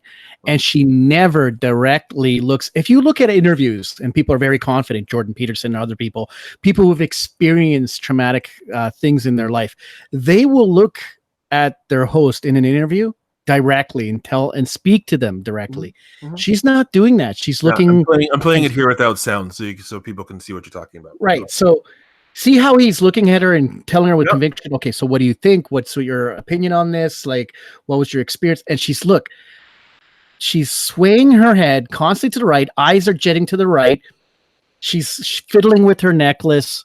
This is a sign of nervousness and concocting most likely parts of the story. So this is scripted. It's 100% scripted. I'm telling you. Yeah, she's looking down. She's looking away from him more than she's looking at him during this interview. Right. And actually, we're about the point where he just left things off. So I'm gonna look at the ticks that she does with her eyes. Like she's, tick, tick. There's another tick. I know it's right? hard for other Another people, tick. but like we need to bring in See, people like this. looking at the right, never looks at the guy. We need to bring in people like Faisal. So bring in when I see that, I think of two things. Yes, of course you can think immigration, but I also think what she might be thinking in the context of this is, and I'm trying to be devil's advocate, is that instead of letting people like the shooter feel like they're on the outside of society, bring them into society and show them the love that would prevent them from potentially thinking this is something that thinking that a shooting is a viable option. This is she probably was thinking that, and this is why women on average should not be making any type of policy decisions whatsoever, because it's like they think too much with their hearts and shit, not with their brains. And maybe you will be able to convince a few people with your heart. You're like, oh, I love you so much, and you don't have to turn to terrorism to do this stuff and all this crap. And that's a great thing about women, their hearts, and they're like, oh, I want to fix this guy that's broken and turn him away. But it's like, no, you stay in your country and you kill those fucking people. You stay the hell out of my country. Like, it's like, that's the type of woman that'll let some homeless guy sleep in her house with their kids, and then they'll like kill them and shit. Paul Bernardo. You're an idiot. Carla Homolka. It's like that dumb woman who went to Saudi or Somalia to prove that wasn't bad, and then she gets blown up. And then there's another woman who's like proving that these refugees weren't bad, and then they like raped her, and you're like, yeah, you know what, you dumb idiots. Yeah, she was giving hugs. She was giving hugs in the Middle East. You know what? You deserve to be paraplegic. I really hope she was on like the spice highway in Afghanistan with like one of those handmade free hug signs. Like, Trump's a fucking racist, and we should let in more Mexicans, and cages and kids in cages. You're just like, oh my god, like what's wrong with these people? It's like, see, even though she was shot and stuff and almost mortally injured, she still isn't going to change her positions. And it's like I seen that one guy, I think, whose daughter was killed who got beheaded and all that stuff, and he's like, oh no, we need to bring in more refugees, blah blah blah blah. And you're like, fuck. You people fucking. A lot of these women just need a little snoo. What do you mean, you people? You people? What do you mean by you people? Anyways. No, but look, guys, this is not real. She's not telling the truth. She's making shit up. I mean, the eye contact is really. I wish we had that cat lady from YouTube who does body language. Send the video over to her friend, and maybe she'll do the analysis on it. This is probably a clip of a longer interview too. That's probably on YouTube or something. Actually, I might do that. Send me a link on Telegram. The link is in our chat, but I'll flip it over to you. Yeah, and I'll try to reach out to her and see if she can do something like that. Yeah. Stu. All right. So next up. So hold on. So let's educate AJ on Futurama. I've seen it. I know the. Okay, you know the snoo. Okay, yeah. That's basically what women want. They want to create a society run by women and just get their snoo. And I'm okay with that. No, I don't think that's the what women want, to just create a society for snoo. Seems so to me. No, I don't. I think that's what a lot of men kind of want to do. Like feminism was just created by men so we could have sex with a lot of different women. I think that's the real reason. One of the real reasons created. But like, no, like women have less of a sex drive than men. I'm not saying they don't have a large sex drive, but I think it's not all about sex for women. I think men are more wired that way, to be honest. I think they care more about, they do care about, family as well, and taking care of family. And I think something that is missing too is selling women on the aspect of becoming a matriarchy to a large family, right? You know, it's like my great grandmother, she had, I don't know how many, you know, they showed a picture of all the people that were descendant from her, and it was like just a huge group of people, like 100 people, and you're like, wow, like, you know, and she's at the very top of that, right? And that's something that, you know, you're not going to get if you're just some single cat lady, right? Maiden says you men are nuts. Maiden also asked for a definition for snoo snoo, and Stan Ulrich did respond with the definition of snoo snoo snow, along with some more explanations. Well, guys, we always wanted to know what a world of where women dominate government and politics looks like. Well, here we are, 2019, going on 2020. And the majority of lawyers coming in and out as well. So, and the lawyers become politicians. So, I don't know if you guys are following the German news. Merkel is retiring, but you should see who she's passing the reins to. It's even worse. Yeah. Okay. Moving over to what's next. AG, do you want me to do that video sent next, or do you want me to just move on to the next one, which is that Facebook topic we had? Whichever one. It's up to you, man. I don't really care. Okay. If you want me to let me do the Facebook one first, and while we're doing the Facebook one, I'll let the chat decide. Do you want to talk about Bernier's immigration policy, build the fence, because we're Canadian and we can't do everything's got to be a tenth of what the Americans do? Well, it's more of a video with this one woman from. No, I know. Actually, I'm glad you brought this video because I was going to include it and forgot to include it. So I'm glad that you found it. A fence makes more sense if you wire it up with electricity. I like that's a campaign slogan. A fence makes more sense. Good job. Good run. Also, another video that we could show after that one. It has to do with the same type of Bernier thing where they're having a panel on CBC. I sent it afterwards, so we can cover. Yeah, I think I see that here too. I have it in my YouTube up next. So there's Bernier's fence on this article in this video, or do you want up to talk about Jessica Yaniv? So you guys think about that while we go to and feel free to vote in the chat while we move on to the next topic. All right, hold on. I'm going to give him, if it's Jessica Yaniv or Jan or Jan Van Yaniv, press 1. If you want to talk about the other topic, press 2. Okay, so Yaniv is 1. Yaniv and other media stuff about her is 1, and then Bernier's wall / fence is 2. Keep in mind, we're going to talk about both of them. It's just a matter of which one is next. So, okay. Facebook pages send fans to conservative news site. So there's a new. I don't know how new this site is. 2 wins out. Jamie's voting. Jamie doesn't want to count. Jamie doesn't want to talk about any. Oh fuck! And Kate's added in her topic there too. He didn't put it twice. All right, we'll talk about it. Okay. Let me get this one out of the way. Facebook pages send fans to conservative website. So I don't know if anybody has heard of this site here called the Post Millennial, which is, I don't know how new this site is. I'm just hearing about it. But apparently its existence is starting to raise some rankles with the traditional media. I don't know who's behind this site. I don't know anything about it. I've been seeing that for a little while now. Yeah, so that's a little concerning, but hey, let's see.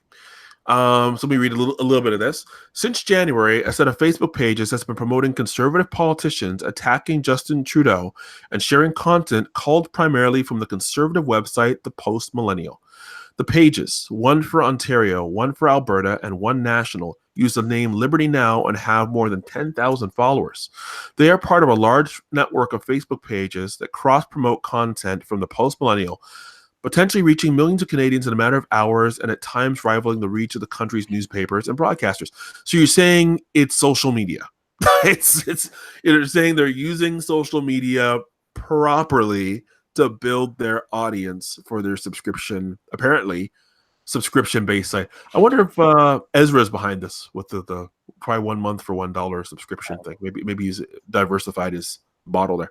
Yeah, they're getting people to share their content and they're interacting with people. Wait, they're using Facebook the way it's supposed to be the conservatives can't do that too. Anyways, alleged conservatives. Again, I don't know who's behind this site. Yet, despite its role in a network that's becoming increasingly prominent in the Canadian online media ecosystem, Liberty Now has never disclosed who runs its pages. Multiple Facebook messages sent to the pages requesting information about their ownership went unanswered. But an investigation by BuzzFeed News, the same people who brought you the Fusion GPS dossier on Trump, and the Toronto Star confirmed Liberty Now is the work of Yakov Polak. I want to say Yakov Smirnov, but anyways. Polak. Yakov Polak. I want to say Yakov Smirnov, but this name is way better than that. Yakov Polak. Nanu. A former candidate for the provincial Conservative Party in Montreal, who now works for the Post Millennial. The opaque network, I mean, you just found out who ran it, but anyways, the opaque network and its associations with the Post Millennial and Conservative Party politics now show how anonymous players on social media can blur the lines between advocacy, journalism, and marketing, according to Fenwick McKelvey, an associate professor at Concordia University specializing in political communication. I wish they would do any 1/8 of this digging with any of the other special interests that are going to be popping up on all sides of the spectrum for this election. I don't think you're going to see this for anything else. But anyways. Is Yakov Polak Jewish? Anything's possible when it comes to the chosen people. Last name. Fred, you care to do your analysis of that name? Yakov could be Russian, Ukrainian, Jewish, Ashkenazi, Aryan spelling. No, I don't think so. That's what could it says. Be Russian, Ukrainian, or Polak family history, Jewish, Ashkenazi. Okay. Well, this is what I saw right here. Here, one sec. Here. Didn't you know we're all Jewish?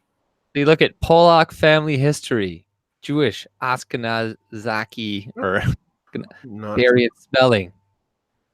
So, we shouldn't trust this site just because of that reason alone. Does anybody want to see what Yakov looks like?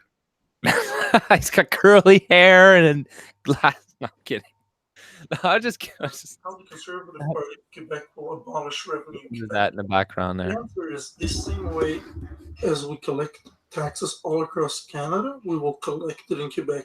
Revenue Canada collects the provincial taxes all across Canada, and that will make for less bureaucracy, less paperwork for Quebecers. Wow, that was eloquent. All right, moving on. Thanks for coming, Yakov. Troll. So anyways, let me finish up this article here. But I like millennials' work, though. But sorry, go ahead. Yeah. I haven't checked it out yet, but you can comment on that in a second. Either you're a journalistic outlook where you have standards, or you're an advocacy group, in which case you have to at least be transparent, or you're a commentary. Maybe he just does commentary. He has an opinion. It's an opinion page, basically, not rather than news, which would be falling more into journalism. But anyways, McKelvey says the anonymous operation of the Liberty Now pages undermines the spirit of free and fair elections because you're not disclosing and having transparency about links to political parties and partisan publishers. Interesting. Okay. I hope that standard he applies to everybody and not just Liberty Now. Not defending Liberty Now. I'm just saying if you're going to say it for one, you got to do it for all. Polak, I'm trying not to be racist here, who previously ran a Facebook page for the federal Conservatives, acknowledged in an email that he created and operates Liberty Now. He says the pages are his and not run by the Post Millennial. So, okay, that seems the confidentiality is lifted. The opaqueness is lifted. He didn't seem to fight that off. I want to create a political hub for discussion, but I moved on from this project, said Liberty Now, adding he considers it failed and basically dormant. But the pages are updated consistently, sometimes more than once a day. That's similar to another page managed by Polak, Elect Conservatives, which has more than 79,000 followers and becoming a key source of promotion for post-millennial content. A recent analysis by BuzzFeed News and the Star found that the post-millennials' content achieves impressive reach on Facebook, thanks in part to consistent promotion from a network of pages with no explicit affiliation. Pollack says he sometimes helps manage Post-Millennial's main Facebook page. So now Liberty Now characterizes itself as a political organization on Facebook, preserving the values of liberty and freedom for future generations. And so the National and the Alberta Liberty Now pages are now managed by 3 accounts based in Canada. Pollack declined to name others who have administrative privileges, saying they're no longer involved. Blah, blah, blah, blah, blah, blah, blah, blah, blah, blah, blah. So, anyways, there's nothing more of consequence in this article. So here is the Post-Millennial. You guys can check it out for yourself, postmillennial.com. And here's the star of the show. Interesting how they're digging into the Post-Millennial with this as their front page article about our favorite mascot, Jessica Yaniv. And speaking of Jessica, but we'll go ahead. Just call her Jessie. It's not a fucking woman, right? Yeah. AJ, you mentioned that you've checked out some of the Post-Millennial's content. What do you think? Oh yeah, I've seen a lot of their stuff, and they do seem like another type of right wing, publication type thing, right? So I haven't vetted all of their stuff, in my opinion, but from what I've seen, they're not too bad, and any new type of right wing source perspective is always good to have, on the internet, other than just because in Canada, a lot of the time, to get some of the stuff that the mainstream media isn't necessarily showing, you got to go to, I don't know, the Rebel or, a couple other things, right? Yep. That are going to be talking about it. So it's good. Yeah, it's good to have another one. And yeah, they're not too bad. I remember reading about a similar hit piece. I don't know if it's this one or is a different one where they're talking about, the Post-Millennial and all these right wingers are rising, yada, yada, yada. Be careful because it's all fake news. That's kind of the, idea they're trying to push out there. But, this is also just kind of a signal boost for them too, right? Like just say like yourself, you're reading the mainstream media on average, like I do too a lot of the time. Like it's where I read a lot of my stuff. And then whenever they'll write hit pieces about things occasionally, and they'll be like, "Oh, this evil, the bad site is making stuff," and then I go look it up. I'm like, "Oh, thanks, thank you for directing me towards this." Now I have another source I can go look at. Yeah. But either way, All right. So on to Jessica. Is it Jessica or Jessica? I've seen different. Jessica. Okay. Jessie. Yeah. So I won't read too much into this article, but I just thought it would be interesting to say that there's this, again, take it with a grain of salt because this is a new source for us, the Post-Millennial. Very, very confidential articles with writers' names on them, and go figure. These guys are making it sound like there's nobody's name on this stuff. Jessica Yaniv accused of trying to share child porn, sexual harassment of minors. This is yesterday or a day ago. This came up. And so, so Jessica Rumpel provided, who was 14 or 15 years old when she was accosted by Yaniv with sexual interference as a young teen at the hands of Jonathan Jessica Yaniv. And so, and here's a picture of Yaniv with the girls. You can see Yaniv in the back here. This is pre-Jessica. When he looks like an orbiting incel. This is basically what he would say. There's like a girl group here. Like they were trying to. This is a teen pop group called Cimarelli. I've never heard of them before, but anyways, that's fine. It was a different time, and so they met on the band's Facebook, and so Yaniv claimed to be the band's manager and would use this picture to claim that he knew and was basically a part of the band. So he's also a fraudster too. Yeah, that guy's just he's like an onion or something. The more layers you peel off, or whatever. But initially, like I've said before on like another stream, I think it was yours, that like I kind of don't care about the suing aspect that he's doing, because I'm like, I believe in freedom of association, and a lot of people kind of have forsaken that. And it's kind of like, why are we picking and choosing who can associate and who can't? So Christians have to bake cakes for gay people, but women don't have to wax men's balls. And I'll get people say, well, it's not the same thing. Balls are different. I'm like, no, it's not the same thing. No, it is the same thing. It's gonna it leads to the same thing anyways. And hey, if I can't freely associate and be like, I don't want to sell to this type of person, then I should have that right.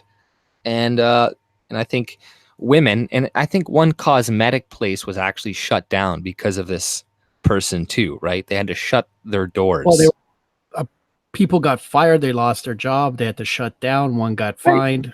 So I hope people go out and start supporting freedom of association and these types of ideas, because I don't have much sympathy, to be honest, because these people pick and choose who gets to do it and who doesn't. So until you're for everybody having the right to do it, I don't really care. Mm-hmm. Right? Mm-hmm.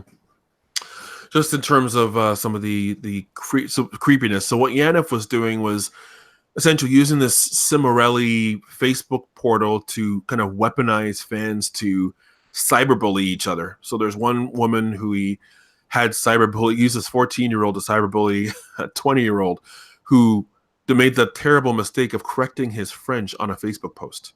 Apparently, Yaniv had a problem with that. And then there's another person. He weaponized a 12-year-old fan, telling her to find a way to access messages and see what had been said about him behind back. And so fans are taking offense with this. Essentially, the long and short of this is this guy's a massive creep. Here's a screenshot of a message from 2013. I need you to lie for me. If you do this, I will love you forever. Go and write. Ask anything. Yeah, he's talking to kids about this stuff. This is crazy. He's got all the monikers of a psychopath. Yeah. Here's a message he's sending to a 14-year-old. I want to be really good friends with you, like really close. Hey, tell me when you've got your period. Asking the 14-year-old to tell them when she's got her period. In another, he asks for advice on how to get feminine hygiene products from girls, what kind of girls to ask, and whether or not to hang out outside of girls' washrooms. Right. And this is exactly the opening. And here's after he transitions, but he's like, if I'm really stuck and need a pad, you're a man. Like you don't have the hardware to need a pad. But that's the thing. Chris, what's wrong with you, Chris? Haven't you searched Google? Men can have periods now. No. Yeah. Like exactly, right? We're in this crazy clown world now where a lot of people will say that stuff and will be like, well, yeah, I want to be politically correct. So this person is it's almost good in a way. It's like a blessing in disguise in some ways.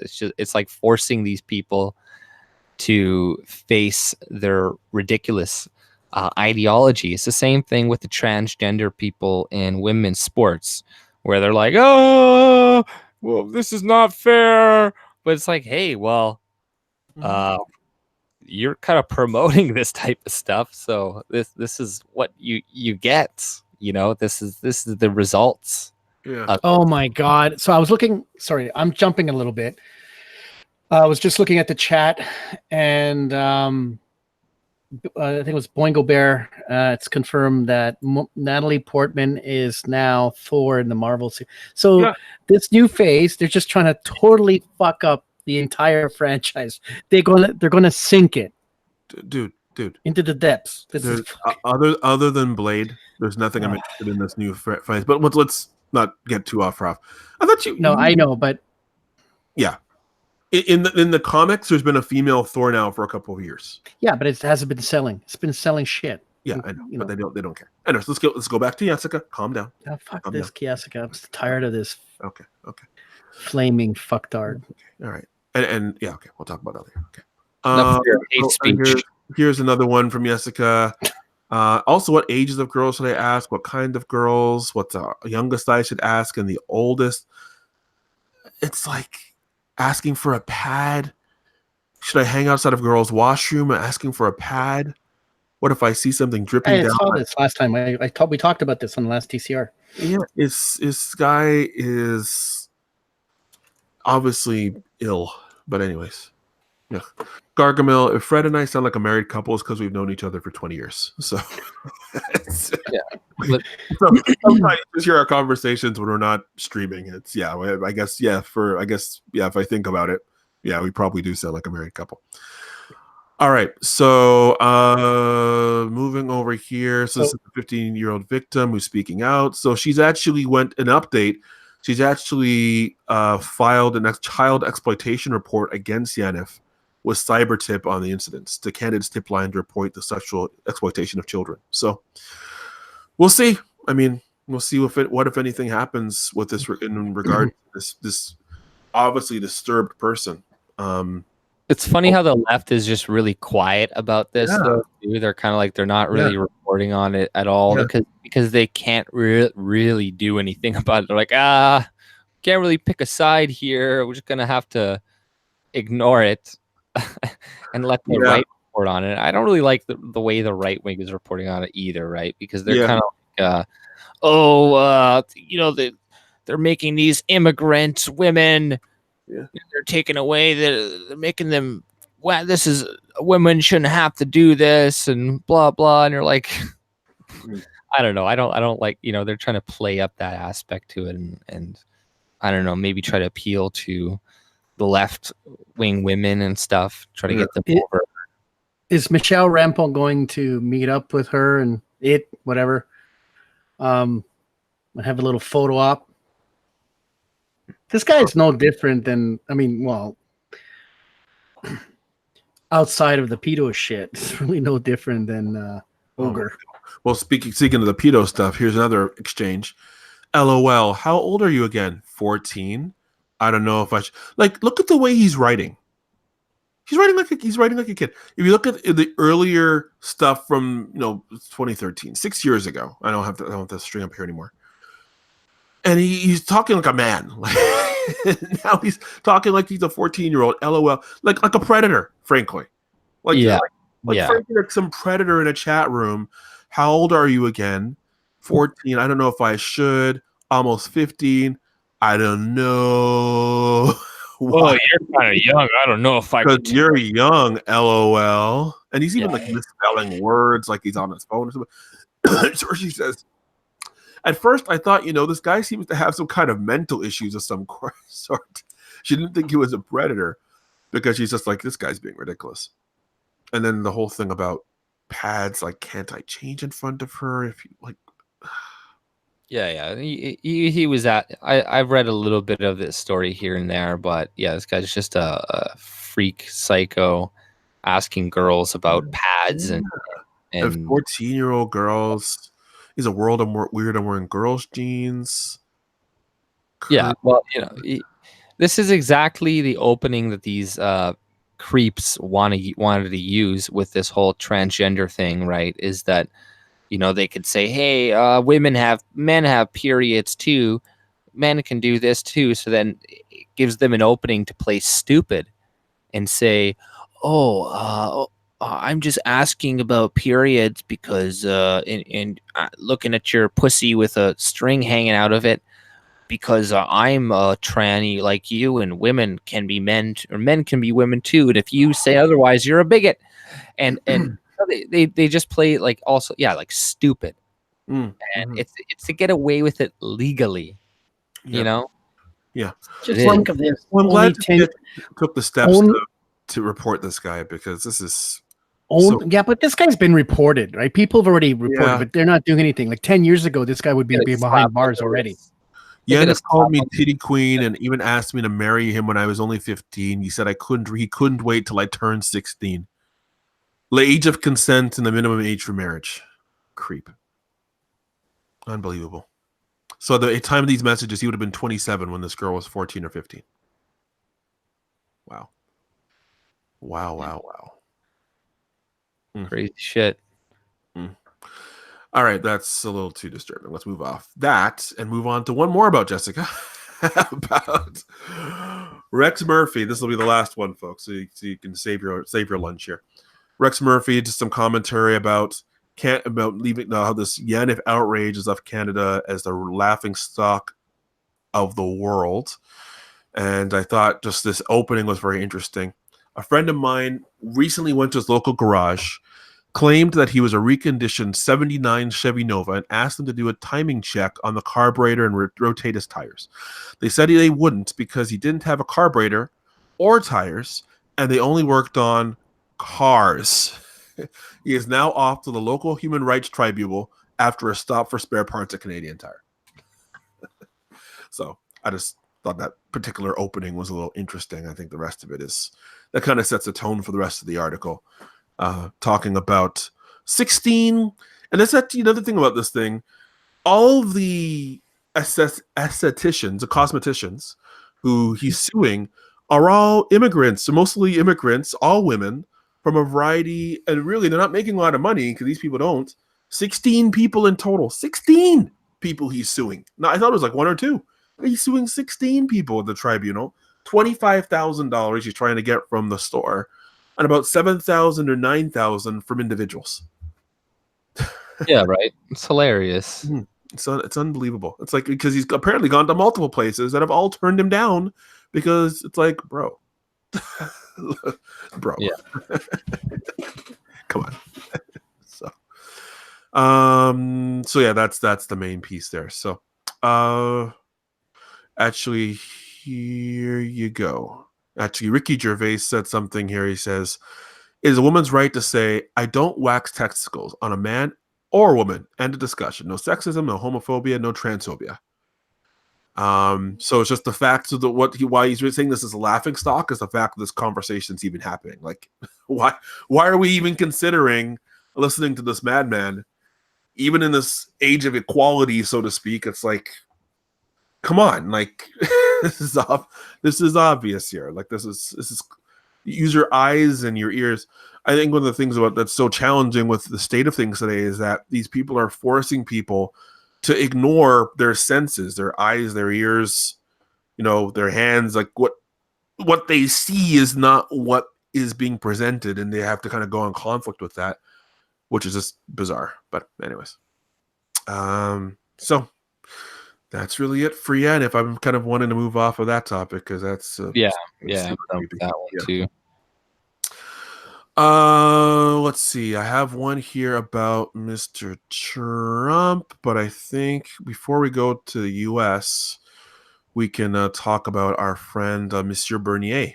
And I did promise. Oh, we forgot. You guys voted and I ignored you. Sorry. I know that was my idea. Let me play the Bernier clip that AJ provided, and we can talk about, before we go to Trump, we can talk about Canada building a fence. Yeah, here, let me play it so that I can pause it when I want to, because it's other than telling you like, hey, pause it, like it kind of like makes it a little fucked up. But yeah, I got it up. Go ahead. And this is from not too long ago, a few days ago or so, and of this woman interviewing Bernier, right, about his proposals. And it's funny just to see this woman and, her questions that she has for him and whatnot. But I'll play the interview for you guys, and we'll, talk about it and whatnot. Bernier says if elected, he would build at the Canadian border to stop asylum seekers entering the country at irregular crossing points. We cannot be the welfare state of the planet. Sorry, one second. It's just going to load because it was... The head of the People's Party of Canada also says he'd reduce immigration levels to 150,000 people a year. He says Canada can't afford to keep admitting 350,000 immigrants a year because the country must look after its own citizens first. I'm happy to welcome the People's Party of Canada leader himself to the program, Maxime Bernier, joining me from Ottawa today. Good to see you, sir. Thank you. Thank you very much. Let's start with the fence idea. It's a pretty big border. Where would you build this fencing and what would it cost? First of all, only where the illegal migrants are crossing our country illegally. So Roxham Road in Quebec, and that's a little fence over there. What I don't want our RCMP officers to welcome them.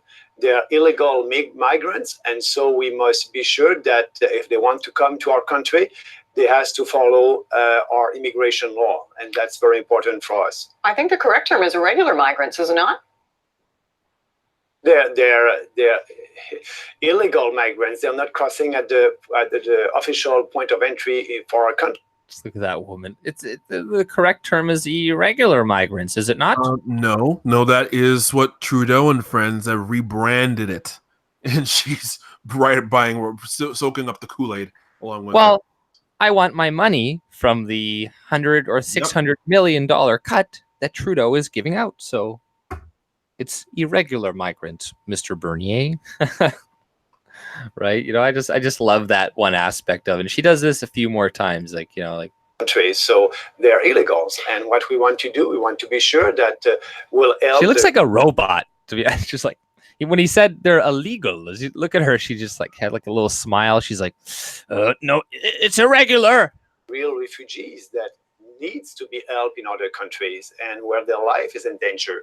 I don't believe that these people who are crossing our border illegally in Quebec, I don't believe that their life is in danger in the state of New York. It's not illegal to seek asylum, though, is it?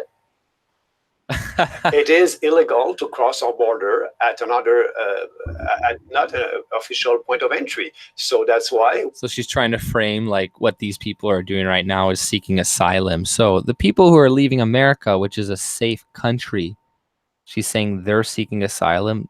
No, they're not. They're already in a safe country. They're in America, and a lot of other people, fly into America, get a visa, and then walk into our border. It's a lot of them don't even qualify for asylum, but none of them are being deported. A lot of them didn't even qualify for it in Canada, but none of them have even left yet, right? So, it's just interesting to see, CTV, fake fucking news. We need to be sure that these people who want to cross our border will cross our border where everybody is crossing borders. I understand in your speech yesterday, you also said you would expect immigrants to take a values test. What would that look like? Well, I want people that are coming here that will share our Canadian values. Our Canadian values, as you know, is based on the Western civilization values: the rule of law, equality between men and women, respect, tolerance. And yes, I want our immigration officers to have a face-to-face interview with them. As you said in the beginning, we'll have less than 150,000 a year. I think it's important to have a pause there. 350,000 a year, or like it would be in 2020, it is not sustainable.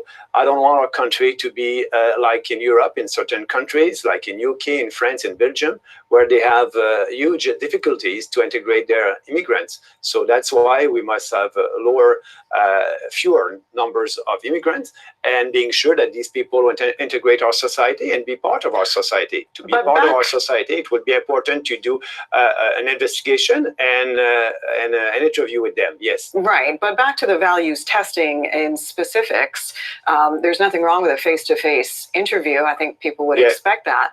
But who determines what are Canadian values, and what would some of those values be, in your opinion?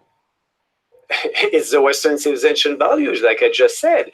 It's what we share: freedom, free markets, free speech, all what that make this country great and prosperous. So we want these people to come here and share these values. So yes, during the interview, they will have some questions that they will have to answer, and we'll see. We want people who are coming here. Do you believe in female genital mutilation? Yes or no? or whatnot, I think he does need to flesh out that answer a little bit better, though, right? Because, it's, they always ask, well, what do you mean by, who's going to be determining, what these values are, etc., right? So he needs kind of still a better response, I think, to that, but still, sufficient. like that, like they did in the past. Our immigration system was okay a couple of years ago, but now it's a mass immigration and open borders, and I'm against open borders. I think we must protect our sovereignty and our borders.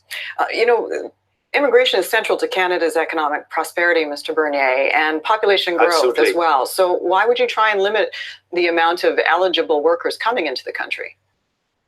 Because right now, as I said, the 300,000 people that are coming to Canada every year, only 26% of them are economic immigrants, and our people are coming here because we need their skills and their background and their competence. Only 26% of them. So 75%, 74% of people who are coming to Canada are refugees or under reunification of family. And you're right saying that we want more economic immigrants. That's why we'll have a fewer global number, but at the end we'll have a bigger ratio for economic immigrants. That's what we need. And actually our immigration policy must be there to fulfill the economic needs of our country. Yes. How do you respond to criticism that the Liberals are actually happy you're running on a so-called populist platform, because that way you may poach votes that might otherwise go Conservative or to some other parties, and therefore you will actually be helping the Liberals in the next election?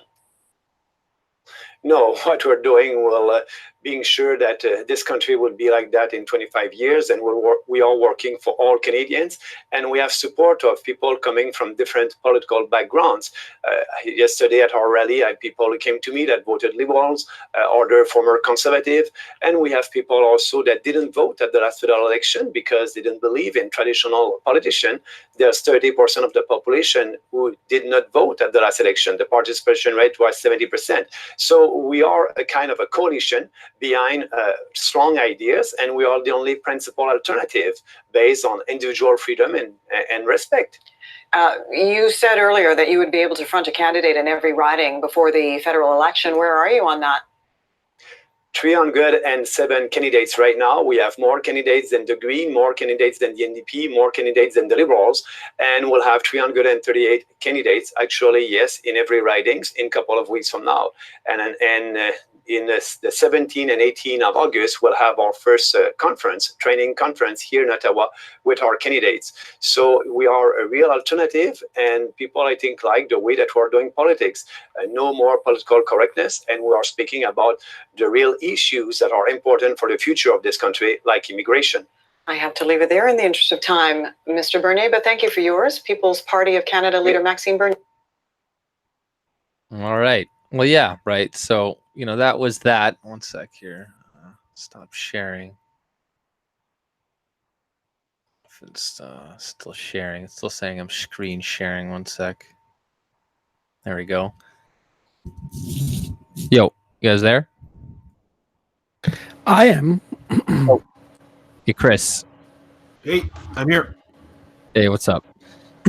So yeah, that was just her interviewing, Maxime Bernier, whatever, obviously about, his recent policies and stuff. So what did your guys take on, the woman interviewer from CTV, right? Well, she was playing tough interviewer, so to speak. So if I'm putting on my usual Chris benefit of the doubt head or hat, she was asking the kinds of questions that his opponents should ask, but at the same time, I think that it wasn't just her being tough. I think it was her being a little snarky. So, yeah. Well, yeah, a couple of questions more like the don't you mean irregular? Yeah. Border crossers or something like that, and then just a few other comments. And obviously the one about splitting the vote, like that's the question you're going to be getting every time, from the media and all that other stuff, right? So, there's that. There was another clip I guess I could show, and it was mostly just showing how they're kind of his recent policies, it seemed, was at least starting to drive a discussion, at least about immigration in a country where that's one of the main things. Even if you don't support the PPC or whatever, don't like them or don't think they're going to do anything good, the one good aspect of it is they're going to driving this conversation about immigration, right? Like, whereas Andrew Scheer doesn't want to touch it, a lot of other people don't want to touch it, and with this other clip, they're actually the panel on, I think it's CBC, on power and politics. They're actually discussing the 150,000 number and how everybody who talks about immigration is labeled a racist and all this other crap, right? But I'll play a little bit of it right now here. People's Party government will substantially lower the total number of immigrants and refugees we accept every year, from 350,000 a year to between 100 and 150,000. Instead of making it easier to enter to Canada, like the Liberals are doing right now, we will make it more difficult by fencing off the areas where it takes place, such as Bernier plans to cut immigration levels by more than 50% and erect a fence, as you heard right there, to keep people from crossing over the border in between official points of entry. Melissa, I'll start with you. Your take? Well, I think it's actually a difficult conversation to have in terms of immigration, because anytime you talk about immigration policy in this country, you're called a racist, whether it talks about the levels of immigration or how they get in. I think it would be better off if during election period we actually had a substantive policy.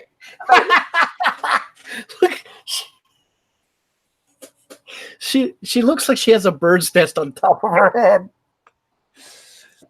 I knew that was gonna get Frederick. Oh crap! She left her house thinking she looked good. like somebody. It looks like a tablecloth. Either I think she has a lot of enemies. Either somebody told her, like, left the house or left the salon or whatever, and said, "You look great. You look great to go on national television," or nobody told her she looked terrible, and so she's just got enemies either way.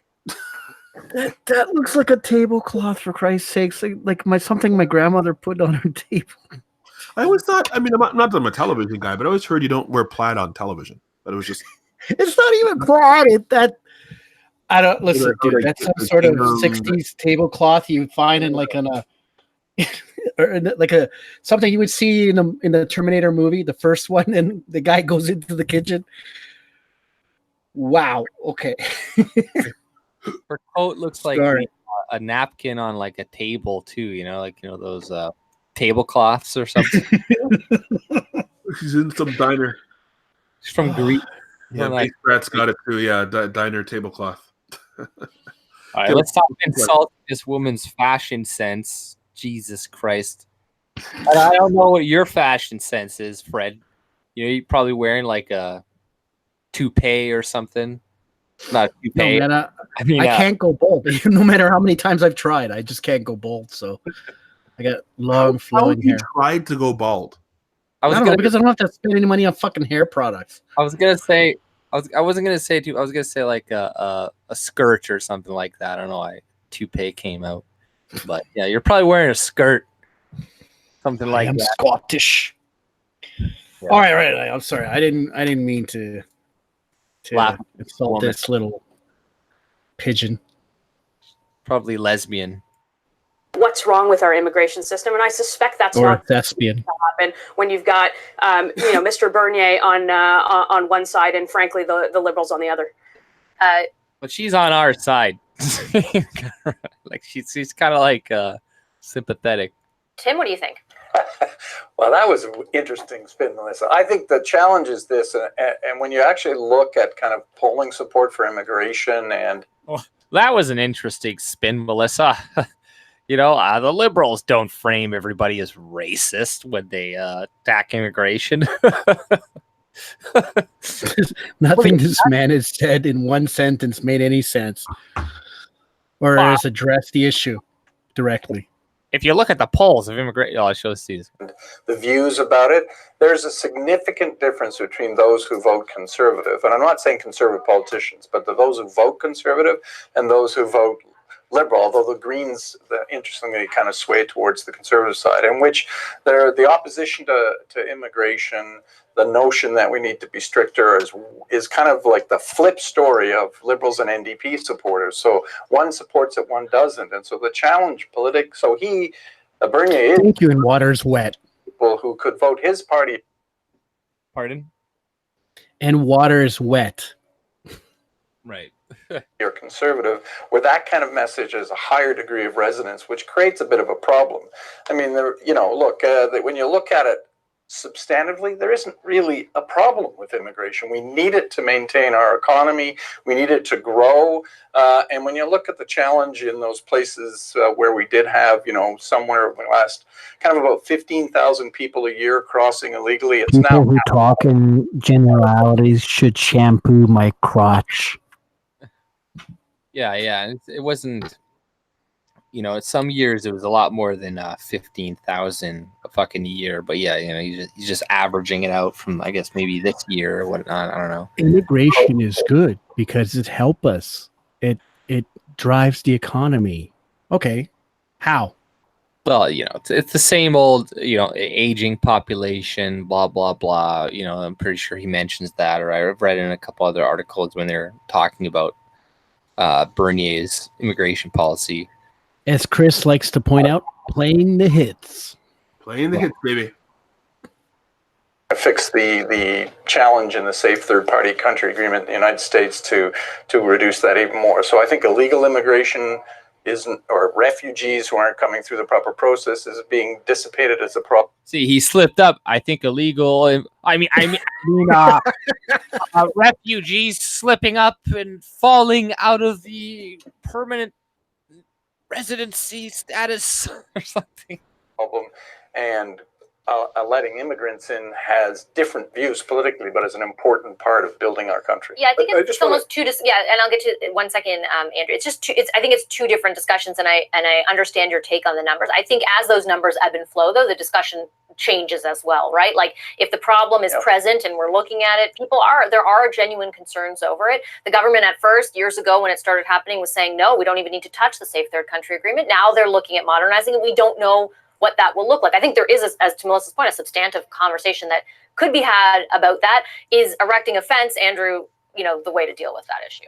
Well, let's go back. I want to pick up on Tim's point, though, because I think that he's not exactly reading the numbers the right way. Let's understand that today the Liberal government is allowing in fewer skilled immigrants than the Conservative government was in 2015, where the increases come and where they're projecting a big increase, almost 100,000 more a year, is on the family entry category and the refugees. We're getting, guys, this guy doesn't know what the hell he's talking about. Hussein, Ahmed Hussein is sending us Somalian doctors, Somalian engineers, Somalian computer programmers. What is this guy talking about? He doesn't know. Yeah, their doctors and engineers are coming across the border illegally. About the value of immigration to the economy, bringing in skilled workers, the brain gain, that's one group. That is flatlined under this administration and still basically bringing in Harper-era policies in terms of those numbers. Now, Bernier wants to dial that back. But it's driven by the fact that there has been this decision by the Liberal government to increase so rapidly the number of the family reunification category and the refugee category that people are conflating these issues. And I think that's really problematic. There was a study just recently released by the Public Policy Forum that shows that although in polite company, people don't like to talk about this, about 40%. People are laughing at her hair.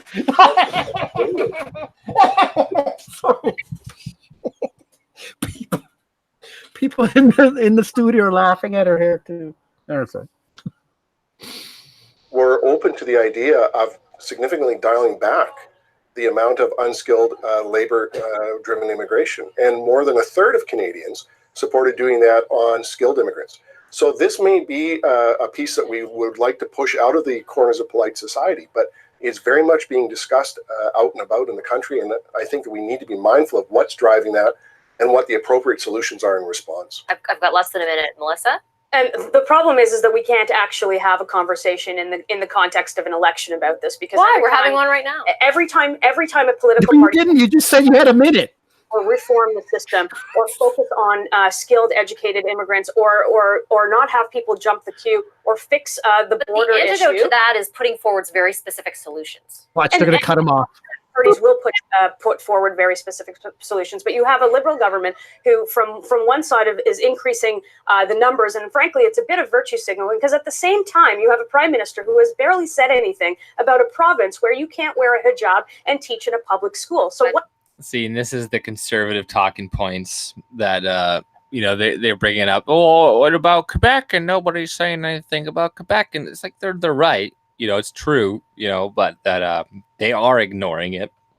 If it wasn't any other province, they would be like, look at what Doug Ford's doing. Oh my God, blah, blah, blah, right? But it's like, it's not going to be a winning talking point for them. I don't think so anyways, right? And be like, well, what about the racist Quebecers to the Muslims? They're trying to get Muslims on their side or something. It's like, it's not going to work.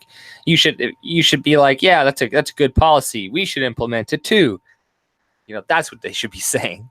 What does that say to I gotta go. I'm so sorry. I'm out of time. No, I told you she cut him off. She gets them right out. She comes on. She's like, okay, listen, I got about a minute. And then she's like, she drives the conversation, and they start talking. And then as soon as they start making these like key points and banging them on, it's like, yeah, sorry, I gotta go. It's like, okay, we're gonna make the rules to the soccer game.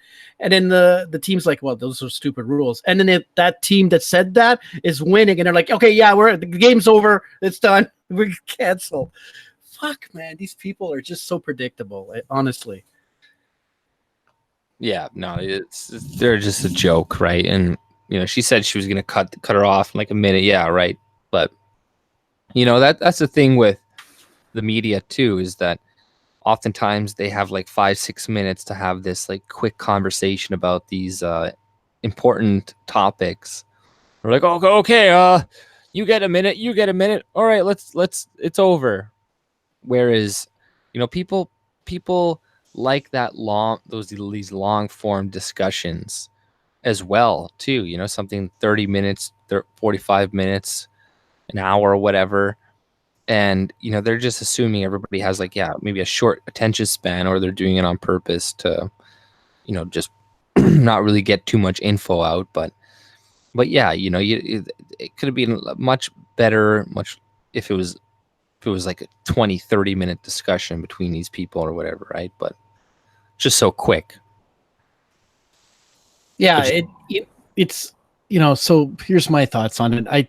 They made some good points. I think they could have made some better points in terms of providing some key statistics. Like, one thing I like about a few YouTubers is they'll bring a key number of stats. How many landed immigrants that came as students or on student visas, how many of those have stayed, what kind of jobs there are, what age group. And if they come with an armament like that, they'll surely blow any of these liberal hosts on any of these shows, but they don't, right? So it takes a lot of research and study, and I think that's that might happen.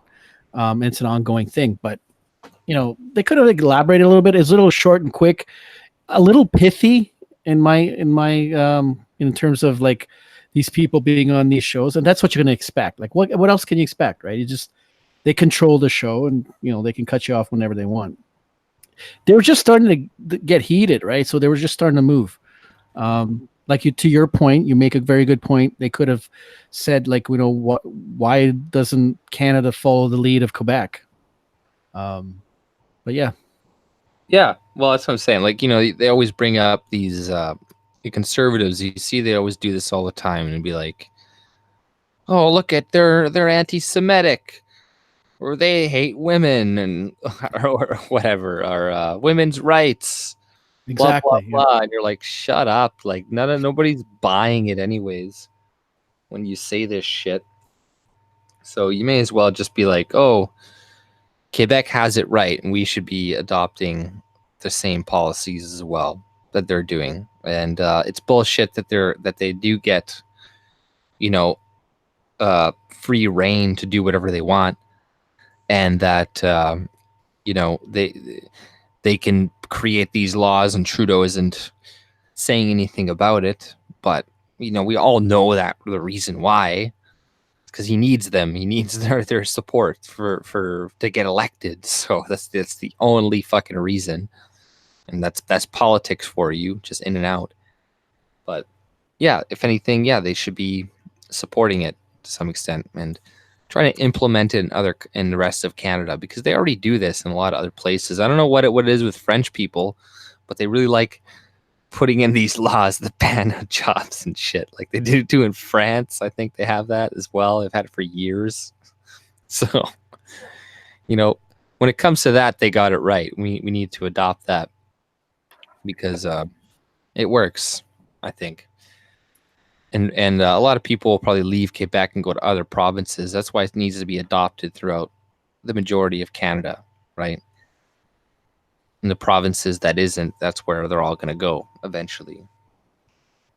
But, that's why you see all these fake news stories right now coming out trying to persuade people to reverse the law and be like, oh, look at all these hijab pullings and this evil white man that yelled slurs at this Muslim woman, like the story we showed earlier.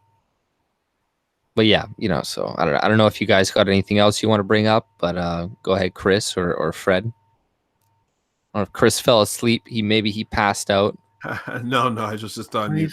No, I'm with you guys on this Bernier thing. I mean, then the bias, and just to get to the fence part, I think I shared on, I'm not sure if it was Wednesday's show or another show recently, that logistically speaking, I mean, what he's talking about, just building. Well, first off, in the seriously unpopulated part to our border, there is the slash, so to speak, the border slash 20 feet across, between, actually maintained by the U.S., but Canada contributes, and where something can be built right through that. But now he's clearly said he's not looking at doing those areas. He's just talking about basically putting up some walling and fencing around the border around the irregular border crossings, and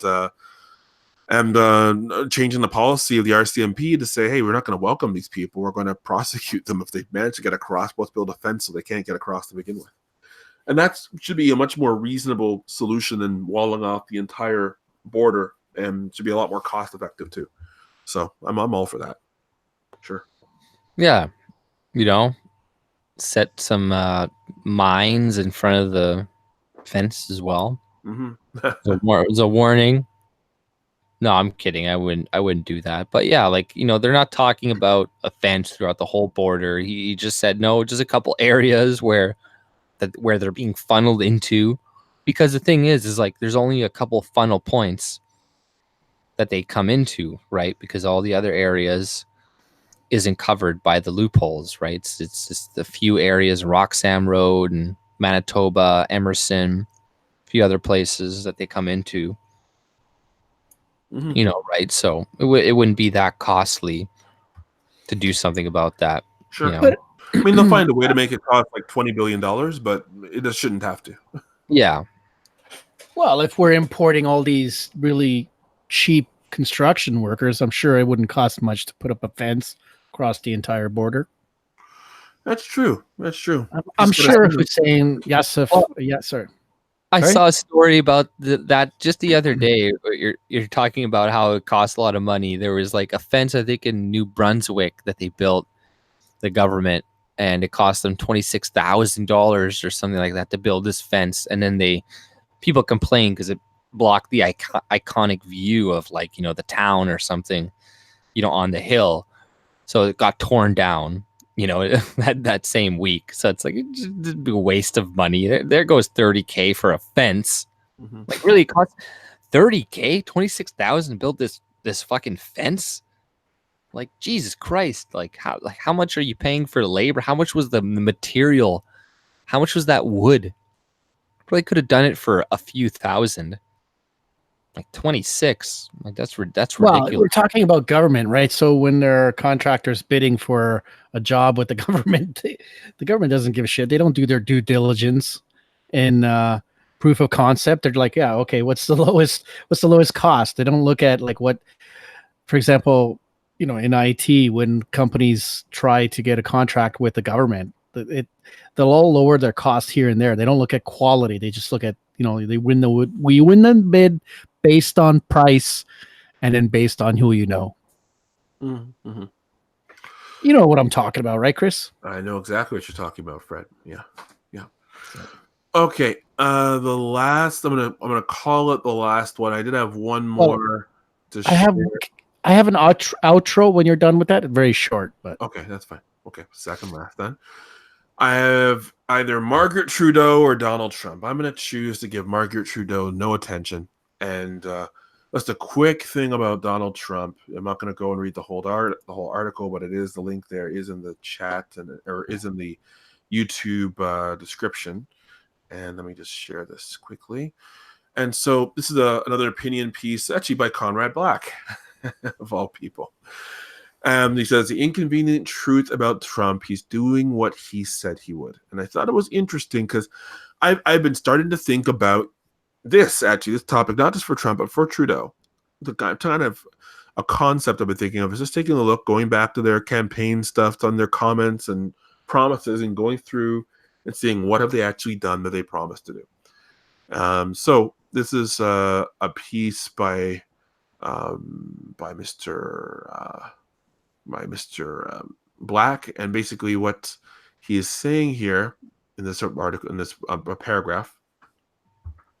Trump promised prosperity, tax cuts, renegotiation of disadvantageous trade deals, the annihilation of ISIL, that's ISIS, the establishment of a southern border that would control entry to the country, the shaping up of the military, reviving of the concept of nuclear nonproliferation regarding Iran and North Korea, withdrawal from the inane and self-punitive Paris Climate Accord, a recitation of education through non-unionized school and incentives to the reintroduction of free speech in academia, and the end of NATO's condition as a gang of defenseless freeloaders, such as Canada, and generously accepting a military guarantee of their territory by the U.S. without paying for it. And he's delivered wholly or partially on all of this, to borrow a phrase from, he's saying, to borrow a phrase from one of the great charlatans ever elected to U.S. national office, Al Gore, an inconvenient truth that the conventional media of the Western Union have a great difficulty acknowledging. So I just thought it was very interesting because really, I mean, yeah, it's pretty clear. And somebody asks who Conrad Black is. I would just suggest you Google him and read his Wikipedia entry. He's a very interesting character, this Mr. Black, Lord Black of Black Harbor or whatever it was. Criminal. Yeah. The white collar criminal went down to Club Fed for a year or so in Florida. So anyways, I just wanted to read that part of it. I just thought it was rather interesting. If we had more time, I would probably go into a little bit more. But I just thought it was interesting. And I think one thing we probably should look at, especially with the Canadian federal elections coming along, we talk a lot about Trudeau here on the election, or here on the show. And I think maybe it's a good idea to go back and see what he promised to do and kind of see where he's at with some of that, and go from there. So anyway, I don't care what he promised. I just see what he's doing right now, and I don't like it. Yeah, like fuck your. I don't give a shit. No kidding. Fred, wrap us up. He's a liar. We all know. Fred, wrap us up. What do you want to share? Okay, so I'm going to put in the chat if you can play the video. This is the Philippines and how they handle illegal importers of anything, cars in this particular case. But overall, this is a warning to people smuggling because they want to. Filipinos want to support local business. So just play the video below. This is how they do. This is how they do it in the Philippines, and maybe we should. They sent the garbage back, and they're crushing these rich Chinese importers that are not paying their taxes. Here's a trigger warning. The video you're about to receive contains graphic automotive violence. All right, just scroll down. I'm just going to go to the video, all right? Okay, hang on. Yep. This one? Yep. Here we go. Isa na namang sports car ang ginulungan ng pison ng Bureau of Customs. Winasak din ang iba pang kontrabando ng milyong piso ang halaga. I cannot translate. I do not speak. All right, let's watch this. Ang kotseng pangarap ng ilan. Oh, my goodness. Parang lata lang nagtulungan. Binasak ang smuggled na Ferrari sports car na ito na idineklarang used auto spare He parts. sounds like a sports commentator. I'm just going to turn off the sound. Because we can't I don't think any of us understand Tagalog, so no need for that. But yeah, that's what we should be doing here. Pretty comprehensive. Grabbing all of these Porsche Panameras. Yeah, it's still tapping. Yeah. Well, yeah, if we're taking it seriously, I guess that's the way to do it. Okay. Well, that's my outro. Okay. Cool. All right. Thanks, Philippines. Okay. Everybody, thank you very much for your time. Like, subscribe to my channel. Thank you very much for sharing. Who's gonna stream us next? Is it gonna be you, Fred, or you, AJ, on Wednesday? Well, I think it should be AJ. Wednesday is usually AJ. It gives me some time to fix this power supply on my new machine. Right. Yep. I'll be on Wednesday. Okay, so regular time, 9:30. We'll all see each other and everybody else. Okay, everybody, enjoy the rest of your, I guess, morning, depending on where you are, or evening, and we'll talk again on Wednesday. Take care. Bye-bye. Bye. Peace. Stop.